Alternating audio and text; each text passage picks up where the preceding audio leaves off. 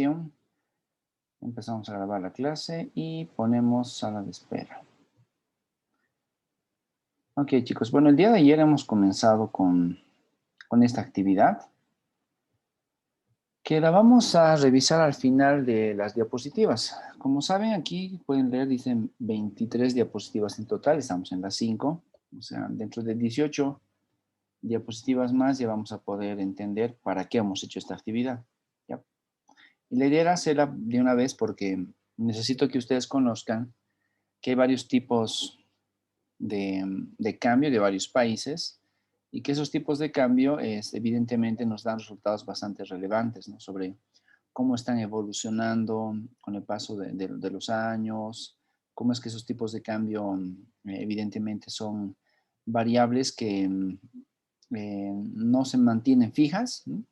Y que por lo tanto están ahí identificadas como bastante volátiles. A diferencia de Bolivia, como les mostré Bolivia, pues en el caso de Bolivia no sucede lo mismo. Nosotros tenemos un tipo de cambio que está identificado como fijo, inclusive desde los últimos años.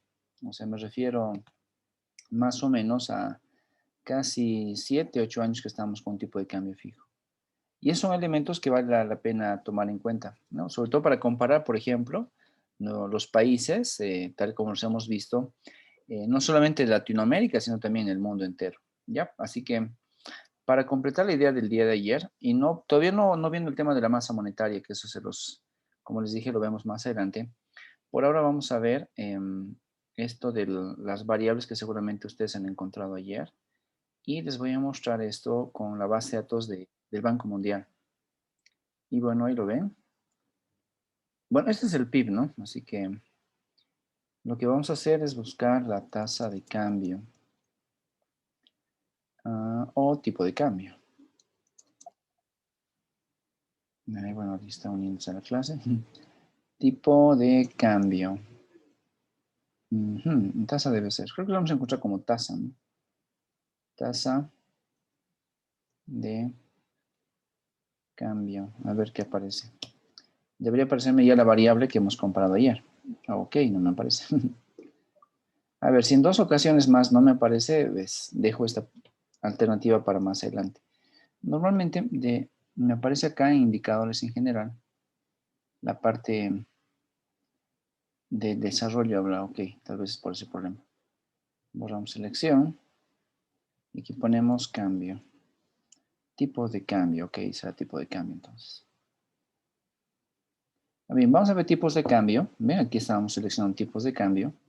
Y queremos ver, por ejemplo, de algún país en específico. Pues me interesa comparar, por ejemplo, digamos, Bolivia, ¿no? Abro América Latina. Y dentro de América Latina voy a buscar Bolivia. Y también vamos a buscar, digamos, Brasil y Chile. Ya, y nos dice que busquemos qué tipo de cambio, el oficial. Ahí está. Bueno, a ver, ¿qué es lo que me interesa que noten en esta gráfica? Que lo voy a hacer un poco más horizontal. A ver qué tal sale. Hasta ahí más o menos.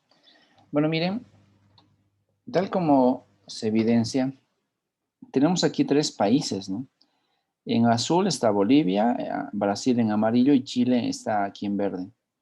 Algunos países, como Chile, tienen sus tipos de cambio oficiales respecto al dólar, así de fluctuantes. Miren, fluctúa en 362, llega a 536, estuvo en 691. O sea, entienden que cada valor, chicos, que les muestro acá, significa que dan 691 pesos chilenos a cambio de $1, ¿no? Si nos remitimos al año 75, por ejemplo, el periodo de comparación que sea ese, pues podíamos intercambiar 4,91 pesos chilenos por $1 estadounidense. Nos vamos al año, digamos, 90, ya de 5 pesos, subió a 304 pesos chilenos por $1. Del 90 al año 2000, subió a 539, ¿Ven? 589 pesos por un dólar. O sea, realmente la moneda chilena en comparación con la moneda estadounidense no tiene, pero casi nada de valor, ¿no? Hay que dar 500 monedas chilenas por una moneda estadounidense. A eso nos referimos con que el valor de la moneda chilena es bastante bajito. Aquí mejoró un poco, ¿no? O sea, de haber llegado a 691 el año 2003, mejoró algo, cayendo inclusive el año 2011 a 483. O sea, realmente cayó de 600, de casi 700, ¿no? Casi 700 a más o menos 500, ahí tratando de llegar a ese borde. O sea, cuando las monedas empiezan a caer, se evidencia que hay una mejora en el poder de la moneda local. En este caso, la moneda chilena mejoró del periodo 2003 al periodo 2011. Sin embargo, ¿no? Por las condiciones de su propio país y cosas que vamos a ver en este capítulo, luego empezó a empeorar otra vez y el año 2016 llegó a 676 y el último registro que tiene el Banco Mundial es del año 2018 y llegó a 641. O sea, eso es lo que pasa con Chile. Pero si quitamos a Chile de nuestro escenario, vamos a quitar a Chile, nos vamos a quedar simplemente con Bolivia y con Brasil. Pues miren, a pesar de que Bolivia parece estar muy estable, miren, inclusive desde el año 2011 en adelante, ya son 9 años continuos, son 9 años de estabilidad de nuestro tipo de cambio, pues eso simplemente es la realidad actual, la última década si quieren. Pero en décadas pasadas, noten que el tipo de cambio era una variable que subía demasiado, ¿no? Por ejemplo, empezamos aquí el año 85. Ahora, ¿por qué el 85 y por qué no atrás, dirán ustedes? ¿Que acaso no había comparación? Bueno, de hecho, la respuesta es bastante simple, chicos. Nosotros como país hemos cambiado de moneda. El año 85 hemos comenzado a utilizar la moneda llamada el boliviano, ¿no? Y es justamente la misma moneda que seguimos usando ahora, por ejemplo. Un boliviano, 5 bolivianos, 100 bolivianos, etc. Antes del año 85 usábamos otra moneda que se llamaba el peso boliviano. Por ese motivo, al haber cambiado de moneda de peso boliviano a boliviano, es que nuestra serie empieza el año 85 y no hay datos para atrás, ¿no? 84, 70 y demás, todos los valores son cero porque no existía la moneda del boliviano. Lo que sí existía era el peso boliviano. Entonces, noten aquí, chicos, que nosotros, el año 85, teníamos que dar 40 centavitos de boliviano por un dólar. No, realmente ahí el dólar era baratísimo, ¿no? O sea, con un peso, con un boliviano, podíamos comprar más de $2, a eso me voy. ¿Se dan cuenta? Era bastante interesante esa época. Pero luego, poco a poco, fue creciendo y tuvieron esas mini devaluaciones. Casi cada día subía un centavito. Al año 86 hemos llegado a 1,92, ¿ven? Casi 2 bolivianos por un dólar. Y eso fue poco a poco subiendo. Hemos llegado a los 3 bolivianos en el año 90, ¿ya? Seguramente sus papás se acuerdan de esa época. Luego hemos llegado a los 4 bolivianos acá, ¿no? El año 93. Justamente fue el primer gobierno de Gonzalo Sánchez de Lozada en esa época. Luego llegamos a los 5 bolivianos acá, el año 96, que fue otra vez otro gobierno, bueno, fue el final del gobierno de Gonzalo Sánchez de Lozada, cuando se dio la capitalización de las empresas monopólicas de nuestro país, y así fue subiendo. El año 2000 llegamos a los 6, ¿no? El 2000 que estaba en el gobierno Tuto Quiroga, fue el presidente de nuestro país en esos años. Y la cúspide se la llevó el año 2005, ¿no? Que 2005 estaba en el gobierno Rodríguez Belcé. Entonces, justamente ahí llegamos a tener el mayor pico en el tipo de cambio. Y ojo que tener un pico acá no significa algo bueno, ¿se dan cuenta? Porque mientras más alto sea el tipo de cambio, es que nuestra moneda es más barata, no, nuestra moneda es más débil, porque tenemos que dar mucho de nuestra moneda a cambio de una moneda del extranjero. Por eso es que tenemos una gran debilidad de nuestra moneda. O sea, fue debilitándose paulatinamente hasta 807 en 2005. Luego, en 2006, 7, 8, ¿se dan cuenta? Ha ido cayendo. De haber cambiado 8 bolivianos con 7 centavos por un dólar, fue cayendo y se estabilizó aquí en 6,96, que es el tipo de cambio oficial desde el año 2012 en adelante. Esa es la historia de nuestro tipo de cambio, desde que empezó el año 84 a la fecha. Se han dado cuenta que empezó a subir. Pero fíjense cómo pasa el Brasil, ¿no? La moneda brasilera, pues empezó su vida el año 93. Igual tuvieron un cambio, ¿no? Ahora usan reales, usaban cruceros y demás. O sea, los países cambian de moneda y listo, empieza otra vez a contarse el tipo de cambio. Y ellos empezaron este periodo con, miren, inclusive 4, ¿no? 4 centavos por un dólar. Subió a 66 centavos, a 92 centavos, y aquí recién llegó a ¿no? Una moneda brasilera por una moneda estadounidense. Eso fue el año 96. ¿No? Y así vamos viendo que en el peor de los casos llegó aquí el año 2003, luego empezó a caer, a mejorar la moneda de Brasil, cayó a unos 67, o sea, era una moneda fuerte, a eso nos vamos con moneda fuerte, y luego empezó a subir otra vez casi de forma continua hasta el último registro, el año 2018, que llegó a 3,65. Esa es la historia de nuestras monedas. Y quizás vale la pena ver también Argentina. Uy, miren Argentina, ¿qué tal? Cómo arruina nuestra escala, ¿no? Pues Argentina, sí, vamos a quitar así a Bolivia un ratito y a Brasil también. Solo vamos a ver Argentina. Pues miren, evidentemente Argentina aquí está con cero, es que Argentina también cambió de moneda. Si mal no recuerdo, antes se llamaba el austral, ¿no? Y ahora es el peso argentino. O sea, casi todos los países han tenido esa vivencia. Y en esos periodos entonces empezó a subir, miren, valía 49 centavos un dólar. O sea, era muy barato comprar dólares. Era muy fuerte la moneda argentina. Y en los años 90, la igualdad era 1-1. ¿Se dan cuenta? 1-1-1. Y eso, ojo, era una política que el gobierno argentino implementó con varios objetivos, obviamente. Los argentinos en esta época les fue muy bien porque ellos aplicaron sus medidas de tipo de cambio, sus políticas cambiarias, de tal forma de mejorar la relación comercial de su país respecto al resto del mundo. Y les fue tan bien porque miren, desde el año 92 hasta más o menos el año 2001, o sea, una década, manejar pesos argentinos era equivalente a manejar dólares. Además, en estos años fue donde se dio la mayor migración de bolivianos hacia la Argentina. Y que claro, sabemos que hay muchos bolivianos viviendo en la Argentina que si se fueron en esos años seguramente les fue muy bien.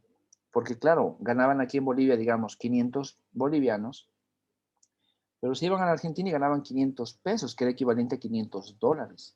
O sea que era realmente algo muy oportuno irse a vivir a la Argentina, a radicar en Argentina en esos años, o por lo menos ir a trabajar. Y eso sucedió, evidentemente. Hay una gran colonia de bolivianos en Argentina que representa pues muchísima gente, la verdad. Y bueno, eso se dio en esos años, pero evidentemente no pudieron aguantar mucho tiempo. Y el año 2001 empezó una gran crisis en la Argentina que provocó una subida así muy, muy fuerte, abrupta, de su tipo de cambio. Cambió de 1 a 3, así en un año, rapidísimo. Y en esa época, además, se empezó a vivir los problemas de pobreza en Argentina. De hecho, cualquier país siempre tiene una parte de gente pobre, o sea, eso es natural en el ámbito económico, no es que sea bueno, pero forma parte del modelo. Pero en este caso, en un solo año, mucha gente cayó en las líneas de la pobreza y fue justamente porque perdió mucho de su dinero. Imagínense ustedes que tenían, por ejemplo, $1,000 en sus cuentas y de repente cambió el tipo de cambio. Cayó de 1 a 3. Ya no tenías $1,000, tenías $333. O sea, perdiste 66% del poder adquisitivo de tu dinero. Pues eso fue justamente por el hecho de que ahora pues el dólar valía más y el peso argentino valía menos. La gente perdió millones, mucha plata por el tipo de cambio. Y además, lo peor de todo fue que en esos años se dio el denominado corralito bancario. O sea, tú tenías plata, tu dinero estaba en el banco y de hecho podías ahorrar en pesos o podías ahorrar en dólares. Pero como se dio el corralito, entienden la idea de un corral, la gente no podía sacar su dinero. Fue tal el problema cambiario de la Argentina que les obligaron a no poder usar su propio dinero que estaba depositado en los bancos. Imagínense que ustedes estaban en esa época en Argentina y tenían quizás, digamos, $1,000,000 o $1,000,000 argentinos ahí justamente en el banco. Y peor era si era dólares, la verdad, porque si era dólares había mucha restricción. Si tenías $1,000,000 en tu cuenta bancaria, el gobierno no te permitía sacar ese dinero, porque básicamente el gobierno necesitaba los dólares para mantener los tipos de cambio. Caso contrario, podía haber una mayor devaluación de la moneda. Y de hecho, hubo después, ¿no? Evidentemente, ahora estamos en 28. Y es más, al 2020 subió mucho más. Pero miren, aquí ellos no querían que esto siga subiendo. Y por lo tanto, restringieron el uso de dólares. Si tú tenías dólares, no podías usarlos. Y si querías sacar algo de dólares, pues tenías que pagar inclusive una tasa. ¿No? Ese corralito fue bastante caótico. Y al margen de que la gente perdió su dinero, no podía usar el que tenía en los bancos. No le dejaban sacar. Los cajeros automáticos fueron también restringidos y en el banco no, obviamente te registraban todo y no podías sacar tu propio dinero.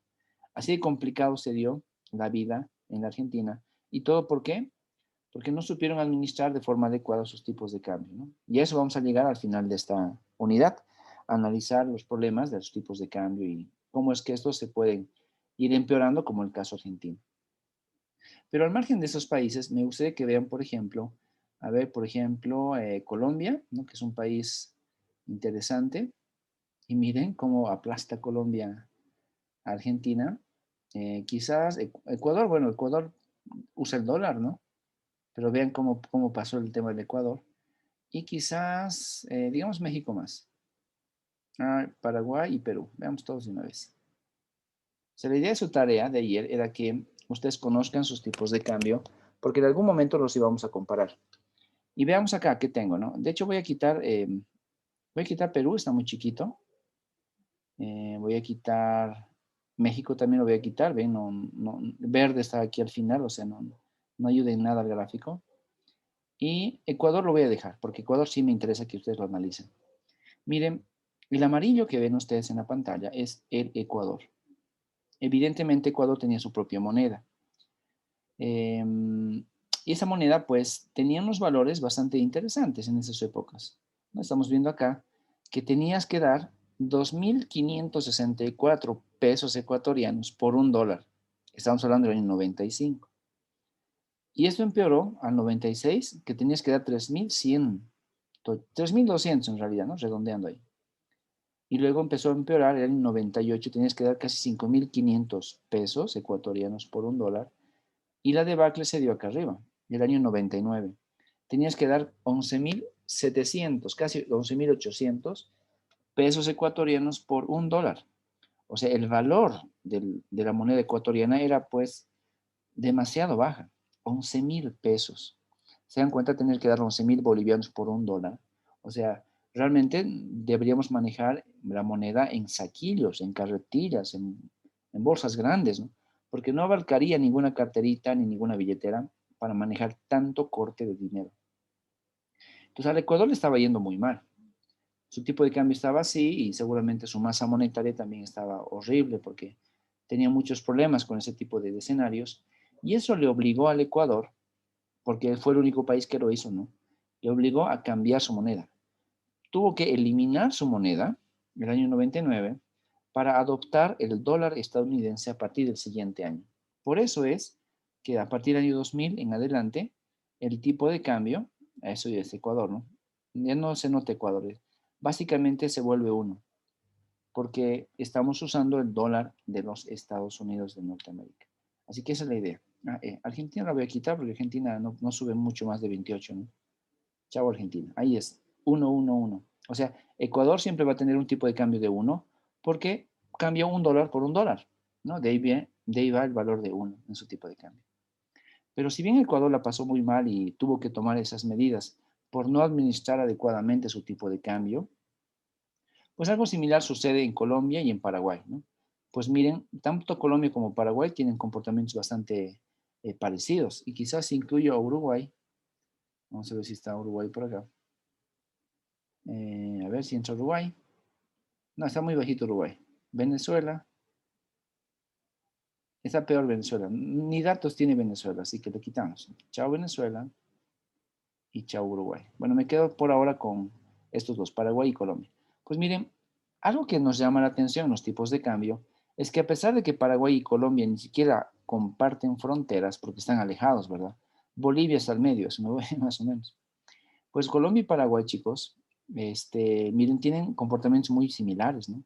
En esta primera época, por ejemplo, más o menos hasta el año 2003, sus tipos de cambio empezaron a subir. ¿Ven? Claro, en Colombia subió menos, en Paraguay subió más, pero la tendencia es a la subida. Luego empezaron a bajar. Del 2003 al 2000 más o menos 11, digamos inclusive 2014, esta caída del tipo de cambio, que es una mejora del valor de la moneda del Paraguay, ¿no? Y cayó de 6.400 a 4.300. Y en Colombia pasó algo similar. Tenían que dar 2.800 pesos colombianos por un dólar y luego empezó a caer y llegaron más o menos a los 1.700, ¿ven? 1.800 por ahí. O sea, 1.700 creo que fue el pico más bajo en esa época.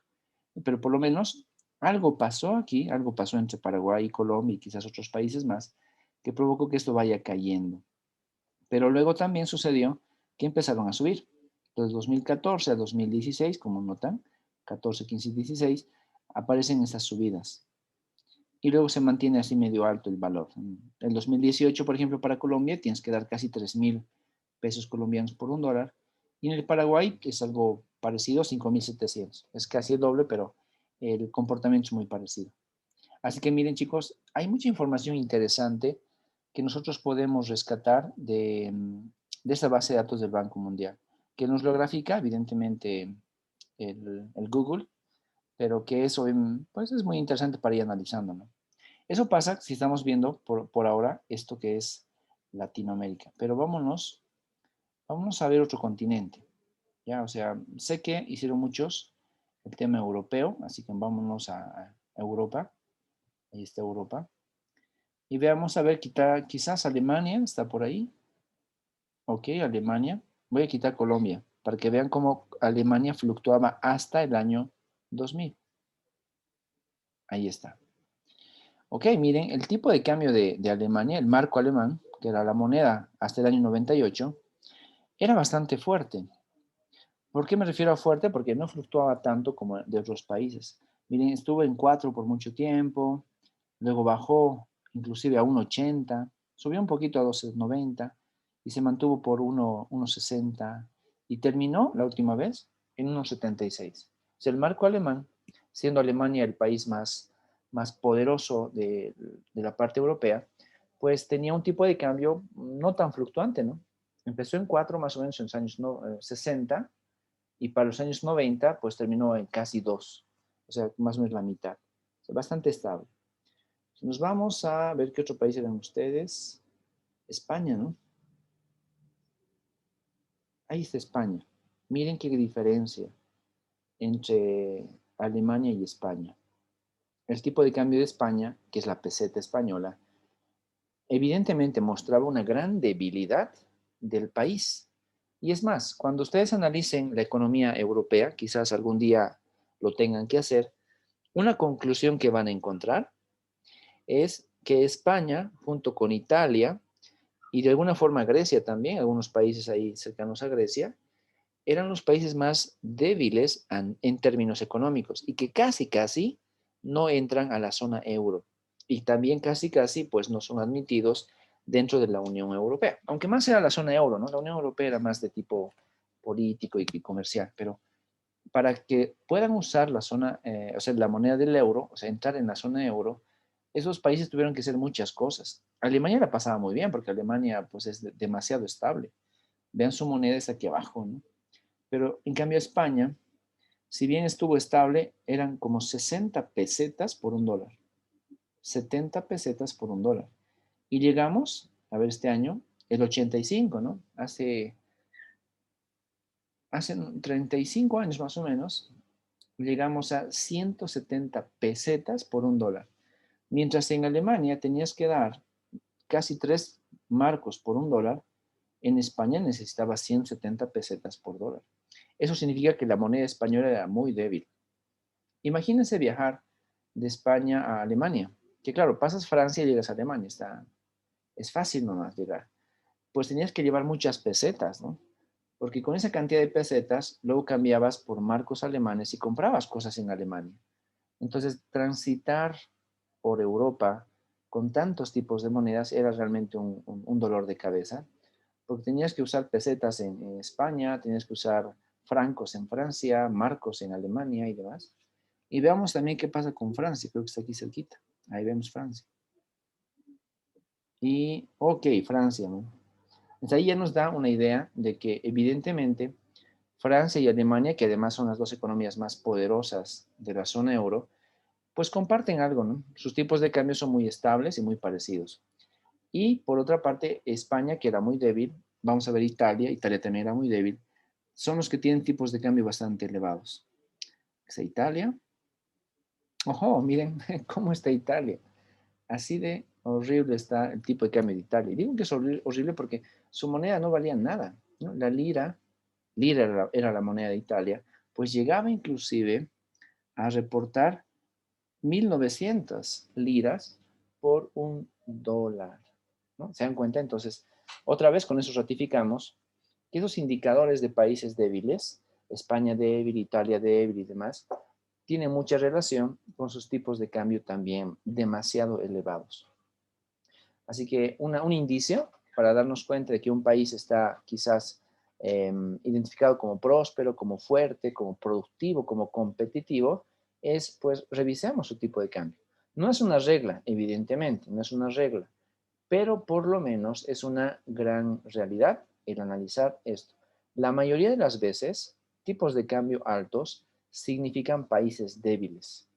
Y claro, obviamente no estoy comparando Bolivia con Italia ni Bolivia con España, ¿no? Pero estoy comparando entre España e Italia, con Francia y con Alemania.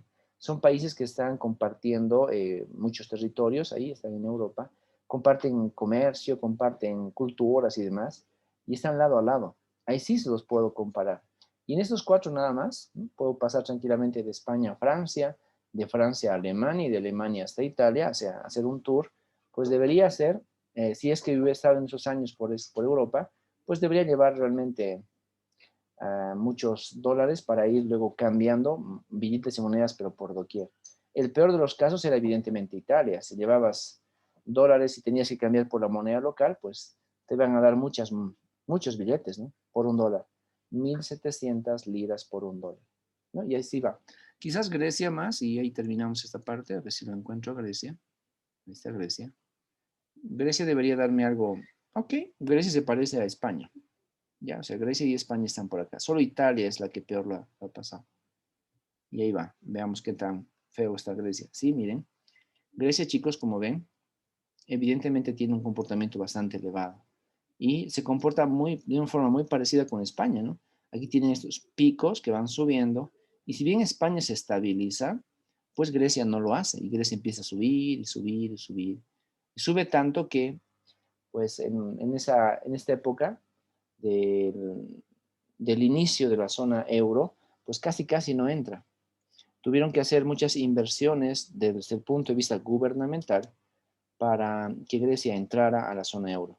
Porque recuerden, obviamente, vamos a usar una sola moneda. Es como hablar de Bolivia, ¿no? Bolivia tiene 9 departamentos. Imagínense que los 9 departamentos tuvieran sus propias monedas, ¿no? O sea, Cochabamba tendríamos nuestra moneda, La Paz su moneda, Santa Cruz su moneda, Pando su moneda, etcétera. Se dan cuenta, si cada departamento tuviera su propia moneda, seguramente no valdría lo mismo cada moneda, porque básicamente no tiene por qué valer lo mismo. Es que las actividades que hacemos aquí en Cochabamba, que las que hacemos, digamos, en Santa Cruz o en Tarija, no son las mismas. Y por ese motivo es que las monedas también valdrían diferente.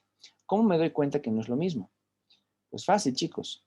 Podemos analizar algo tan sencillo como el alquiler de un departamento o el alquiler de un cuarto, si somos un poco más específicos. Si notamos solamente la diferencia en los alquileres dentro de Bolivia, en los 9 departamentos, con seguridad en algunos departamentos el promedio de alquileres es mucho más alto que en otros departamentos. Eso significa que mientras más alto sea el alquiler, es que es más pujante de alguna manera esa economía, ¿no? Por ejemplo, estoy seguro que en Santa Cruz los alquileres de casas son mucho más elevados que los alquileres, por ejemplo, en Oruro, ¿ya? O sea, sin desprestigiar a Oruro, obviamente, sino simplemente por el hecho de comparar Oruro con Santa Cruz, vemos que Oruro es una ciudad relativamente pequeña, ya tiene un número de habitantes relativamente menor si lo comparamos con Santa Cruz, sabiendo que Santa Cruz ya superó los 2 millones de habitantes. Entonces, Santa Cruz un poco más pujante, con un mercado más grande, un nivel de consumo mayor, evidentemente va a generar mayor movimiento económico y por eso también ahí su masa monetaria, sus precios y todo lo demás debería ser un poco más elevado, ¿no? O sea, eso es lo que estamos tratando de comparar ahora con esos países de la zona euro. Y veamos quizás un último caso. Bueno, Norteamérica no sé si vale la pena, pues Estados Unidos y Canadá. Quizás el Asia, no sé si está aquí. Asia, a ver, veamos el Asia, los países más interesantes del Asia que serían, vamos a quitar estos de acá. Quitamos Grecia, quitamos España, que van terribles. Francia y Alemania, miren, no superan un dígito, 5,80, 6 francos por $1. Veamos qué pasa con China, ¿ya? ¿Qué pasa con Corea del Sur? ¿Y qué pasa con Japón? Ahí tengo esos tres, que son del Asia los que por ahora me interesan. Voy a quitar a Alemania, que no va al caso. Bueno, miren, evidentemente hay un gran problema. Corea del Sur tiene tipos de cambio demasiado elevados en comparación con Japón y China, ¿no? Corea del Sur llega, por ejemplo, inclusive a dar 1,000, su moneda creo que es el yuan, no, es de China, pero 1,000 unidades monetarias coreanas, ¿no? Por $1. O sea, realmente estamos viendo acá una gran comparación. O sea, si comparamos con Japón además, Japón, el yen japonés está relacionado más o menos con 100. Y eso es típico allá, ¿no? Cuando uno está en Japón, pues casi siempre sabe que 100 yenes son $1, ¿no? Porque va fluctuando así, en 100, 120, 90, 70, 80. Así que lo bueno de Japón es que es bastante estable, ¿se dan cuenta? Desde el año 90 en adelante ha fluctuado alrededor de 100 yenes por $1, ¿no? Afortunadamente es bastante estable. Corea del Sur sí es lo único que tiene demasiada fluctuación y eso es porque la historia de Corea del Sur también es demasiado volátil, ¿no? Corea del Sur es una economía muy pujante, pero ha tenido muchos reveses económicos a lo largo de su evolución. Vamos a quitar a Corea para ver China.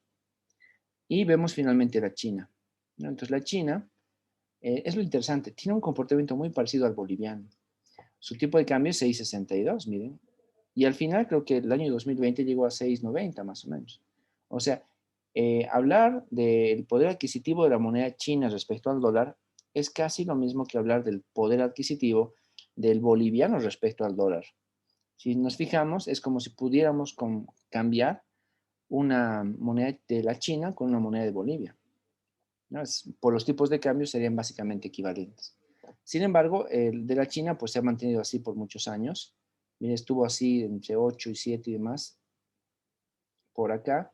Y quizás quitamos un ratito a Japón y ponemos solo por terminar el ejercicio a Bolivia. ¿Ya? Bolivia y China, ¿ven? China y Bolivia son muy parecidos. Es bastante interesante, pero así es, miren. Sobre todo desde que el 85 empezamos con la nueva moneda en nuestro país, pues vemos que ha habido un proceso de devaluación continua hasta el año, ya saben, 2005. Y en la China sucedió algo similar.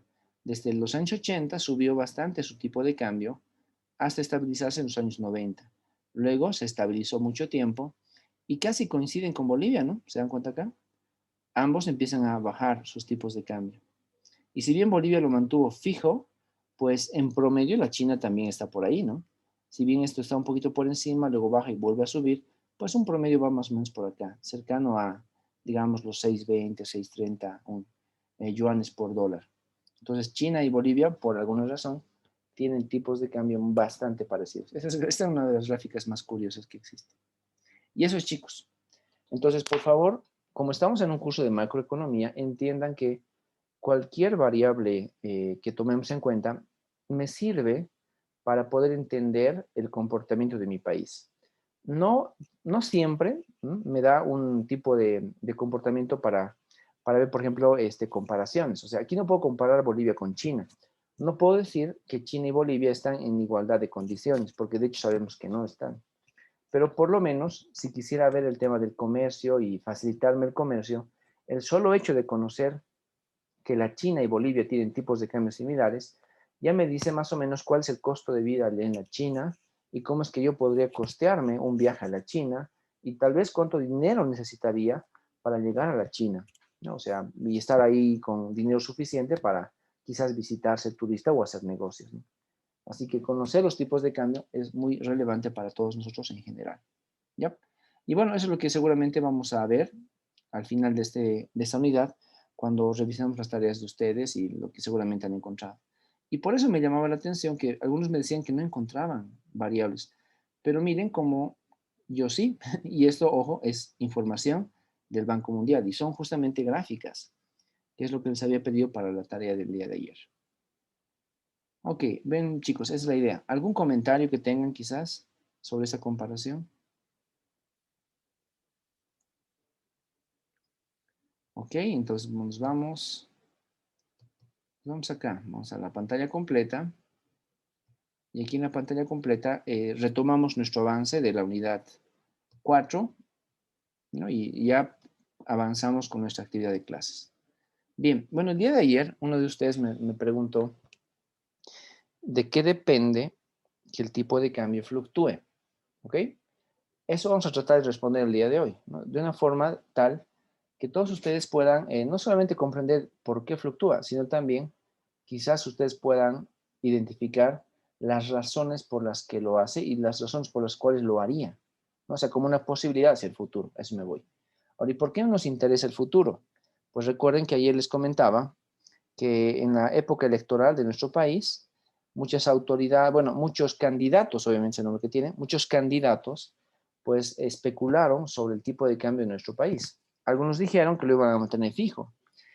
El actual presidente de nuestro país dijo que no, que más bien lo iban a cambiar. Así que hay expectativas al respecto.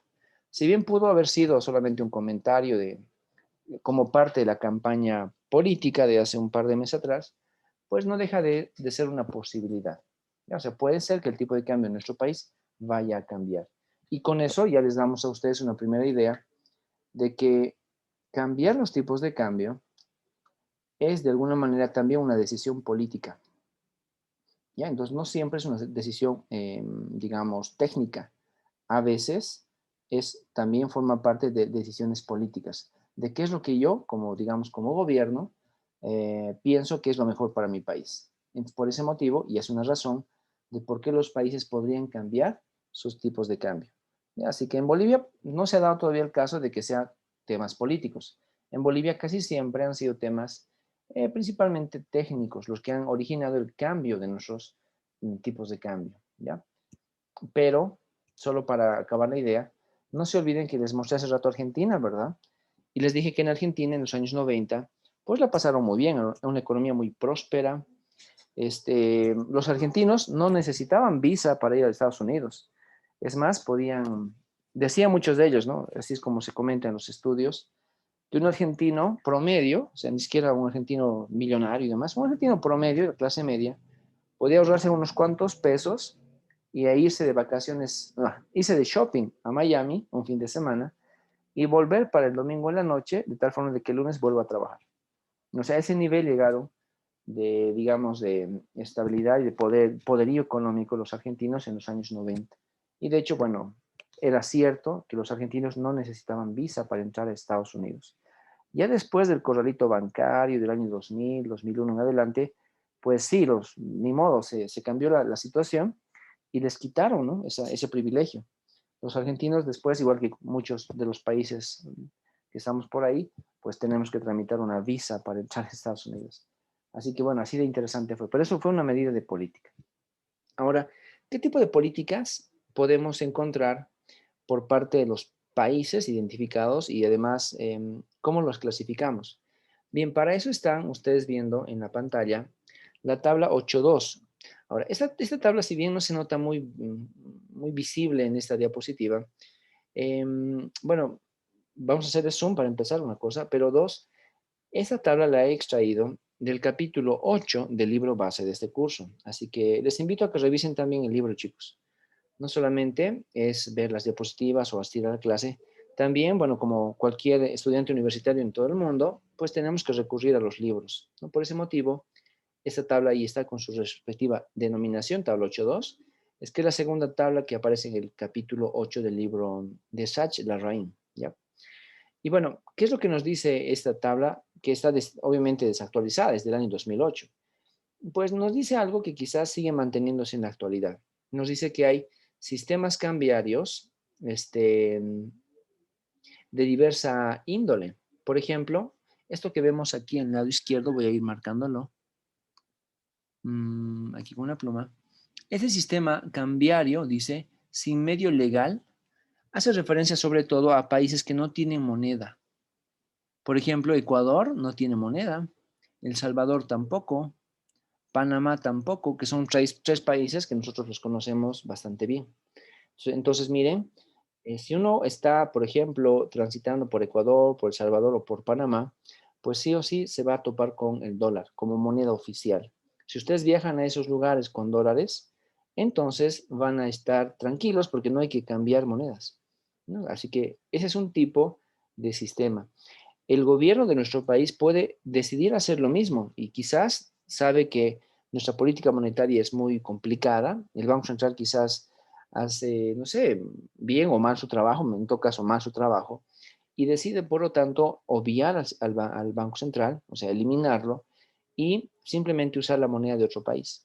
Entonces, eso es lo que hicieron Ecuador, El Salvador y Panamá. Bueno, más Ecuador en los últimos años, sobre todo. Bueno, Panamá más fue también el hecho porque, bueno, es medio ligado a ser una colonia de Estados Unidos, ¿verdad? Desde la construcción del canal y todo eso, pero va por ahí. Sin embargo, hay otros países también que usan otras monedas. Según esta tabla, Montenegro y San Marino usan el euro, y aquí hay otros que, pues, la verdad, no sé qué moneda utiliza el Kiribati. Ahorita vamos a buscar, pero de hecho ya sabemos que no es su propia moneda. Kiribati quizás usa la moneda de otro país. El segundo elemento dice caja de convertibilidad. Ese sí es importante que ustedes lo conozcan. La caja de convertibilidad es bastante pesada y difícil de mantener. Argentina lo tuvo en los años 90, ¿ya? Por eso recurro a Argentina porque les he mostrado. Y además hay mucho de qué hablar respecto a Argentina de los años 90. La caja de convertibilidad, chicos, significa básicamente que tú mantienes en dólares exactamente la misma cantidad de dinero que mantienes en tu moneda local, ¿ya? Por ejemplo, si el tipo de cambio es 1 a 1, entonces tu moneda local tiene, digamos, 100.000 millones de pesos argentinos, digamos, en los años 90. Esa emisión monetaria de 100.000 millones de pesos tiene que ser equivalente en dinero del dólar, pero guardado en el Banco Central y que tenga ahí, por lo tanto, su equivalencia a 100.000 millones de dólares norteamericanos. Si la caja de convertibilidad te obliga a que tu moneda pueda ser siempre cambiada con la otra moneda, en este caso el dólar, en igualdad de condiciones. Y tú no puedes tener más dinero del que tienes guardado en el Banco Central. O sea, es una relación de par a par. Si en el Banco Central tengo 100 millones de dólares, entonces yo puedo emitir mi moneda local por el valor de 100 millones de dólares. Si mi tipo de cambio es 1 a 1, pues es facilísimo. 100 millones de pesos por 100 millones de dólares. De eso se trata la caja de convertibilidad. De hecho, notarán que hay muy pocos países que lo utilizan. Por ejemplo, cuando aquí aparece la condición del dólar estadounidense, significa que, por ejemplo, acá vamos a ver un país, Hong Kong. Hong Kong, ¿ya? Es un país que está en el Asia. Pues ellos guardan en su banco central la cantidad de dólares que es equivalente a la moneda local que ellos están usando. Entonces habría que ver cuál es el tipo de cambio de Hong Kong. Digamos es 5 a 1. Y por lo tanto, por cada dólar estadounidense guardado, ellos tienen 5 unidades monetarias de Hong Kong ahí circulando, ¿no? A eso se refiere la caja de convertibilidad. Y como saben, pues no solamente es el dólar el que se utiliza, también aparece el euro.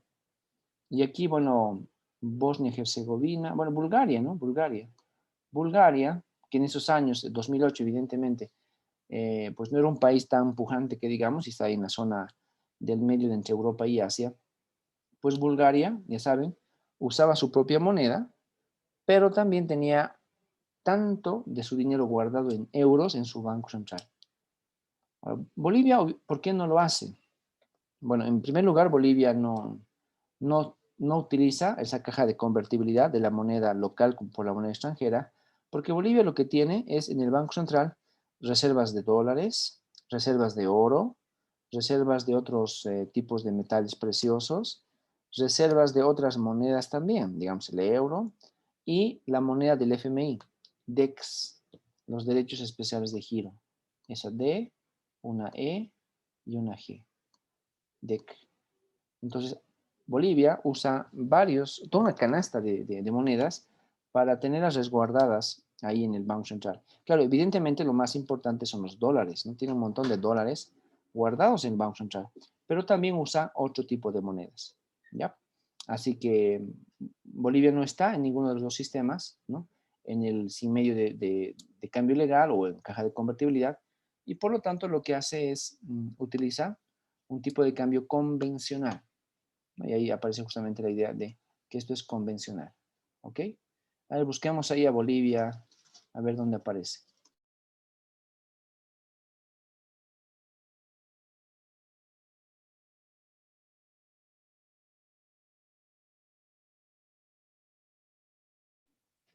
A ver, Bolivia, Bolivia. ¿Lo ubicaron a Bolivia, chicos?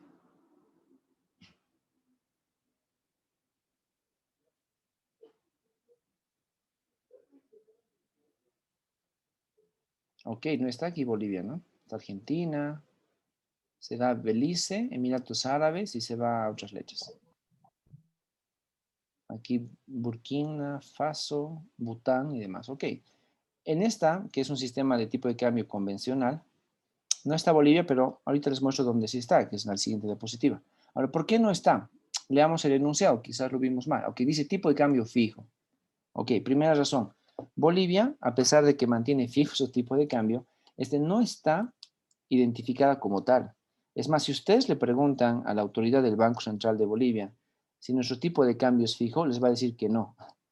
Y a pesar de que ustedes le muestren que los reportes del Banco Central de Bolivia indican que el tipo de cambio es fijo por casi 8 o 9 años, igual les va a seguir diciendo que no. Bolivia no mantiene un tipo de cambio fijo. Es que Bolivia tiene un tipo de cambio flexible que no se mueve, te van a responder. ¿Ya? ¿Por qué razón? No la sabemos, pero evidentemente les cuento una experiencia. Esa fue justamente mi experiencia. Enfrentamos a los del Banco Central, les preguntamos y nos dijeron que no. Bolivia no tiene tipo de cambio fijo, a pesar de que no se movió en los últimos años. En este caso, a pesar de que es una lista bastante larga, nos dice, son sistemas de tipo de cambio fijo, ¿ya? Donde los países van a mantener a largo plazo su moneda con un tipo de cambio respecto a la otra moneda. Por ejemplo, me voy a la Argentina. La Argentina en el año 2008 prometía, juraba que iba a mantener el tipo de cambio estable en una moneda, en un cierto valor, digamos 5 pesos por dólar, algo así. Y sí o sí tenían que hacerlo, ¿no? ¿No? Y básicamente no podían ellos fluctuar su tipo de cambio, tenían que mantenerlo fijo. Y la autoridad monetaria tenía que encargarse de que eso realmente suceda. Entonces hay muchos países, Argentina es el más conocido, que mantienen ese tipo de cambio. Ahora me voy a la siguiente lámina y aquí sí, ven, vamos a encontrar quizás aquí a nuestro país Bolivia. ¿Lo ven? Aquí está Bolivia. A ver, entonces, terminando, me voy a adelantar un ratito. Ya tengo por acá 3 tipos de regímenes cambiarios. Noten que ese es el primero, que básicamente dice que es un sistema donde los países no tienen, su moneda. El 2, que los países tienen que sí o sí guardar la cantidad de divisas, o sea, la moneda extranjera, que es equivalente a su propia moneda. ¿Ya? Si yo saco 100 millones, pues debo tener 100 millones guardados. Esa es la idea. Y la 3 es un tipo de cambio fijo, donde los países tienen que mantener el tipo de cambio y no pueden cambiarlo, se mantiene como está y encima a largo plazo. Hay muchos países que están así, el más conocido es Argentina, aunque Argentina después tuvo que asumir el cambio y empezar a utilizar la moneda, o sea, el tipo de cambio flexible. Bueno, aquí también Venezuela estaba, ¿no? Venezuela quizás mantenía un tipo de cambio fijo por el gran poderío petrolero que tenía en esos años, ¿no? Recuerden, eso es del 2008. Y hace 12 años atrás, pues Venezuela era una gran potencia latinoamericana y como vendía mucho petróleo al resto del mundo, pues necesitaba una moneda fuerte. Y la manera de mantener su moneda fuerte era dejándola fija en cierta cantidad que básicamente le hemos revisado hace rato atrás. Y ahí van 3 tipos de decisiones de los gobiernos de cada país. Pero aquí hay una cuarta. Nos dice, hay un tipo de cambio ajustable con bandas. Eso es bien interesante, chicos, porque nos dice que voy a tener una banda máxima, MX, y una banda mínima, MN, vamos a llamar MN. Entonces, entre la banda máxima, que digamos puede ser 10 bolivianos, y la banda mínima, que puede ser, digamos, 6 bolivianos, el tipo de cambio puede fluctuar libremente. Me están asegurando que no va a subir más de 10 y también me están asegurando que no va a bajar más de 6. Bueno, el máximo puede ser 10 si quieren y el mínimo puede ser 6. Eso significa que hay cierta volatilidad en los precios. A veces suben, a veces bajan y demás. Pero por lo menos la autoridad monetaria de mi país me dice que siempre voy a fluctuar aquí. A veces sumo, a veces bajo, eso depende de la dinámica de la economía, pero por lo menos sé que nunca sube más de 10 ni nunca baja más de 6. Así que hay tres países, ¿no? Respecto al euro está Eslovaquia. Y respecto a otras canastas de monedas, digamos, el DEC incluidos por ahí, está Siria y Tonga.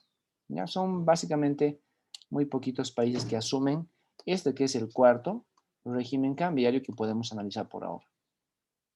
Luego ahí está Bolivia. Nos dije, Bolivia no asume y no identifica como un tipo de no se identifica como un tipo de cambio fijo, pero sin embargo es un crawling peg.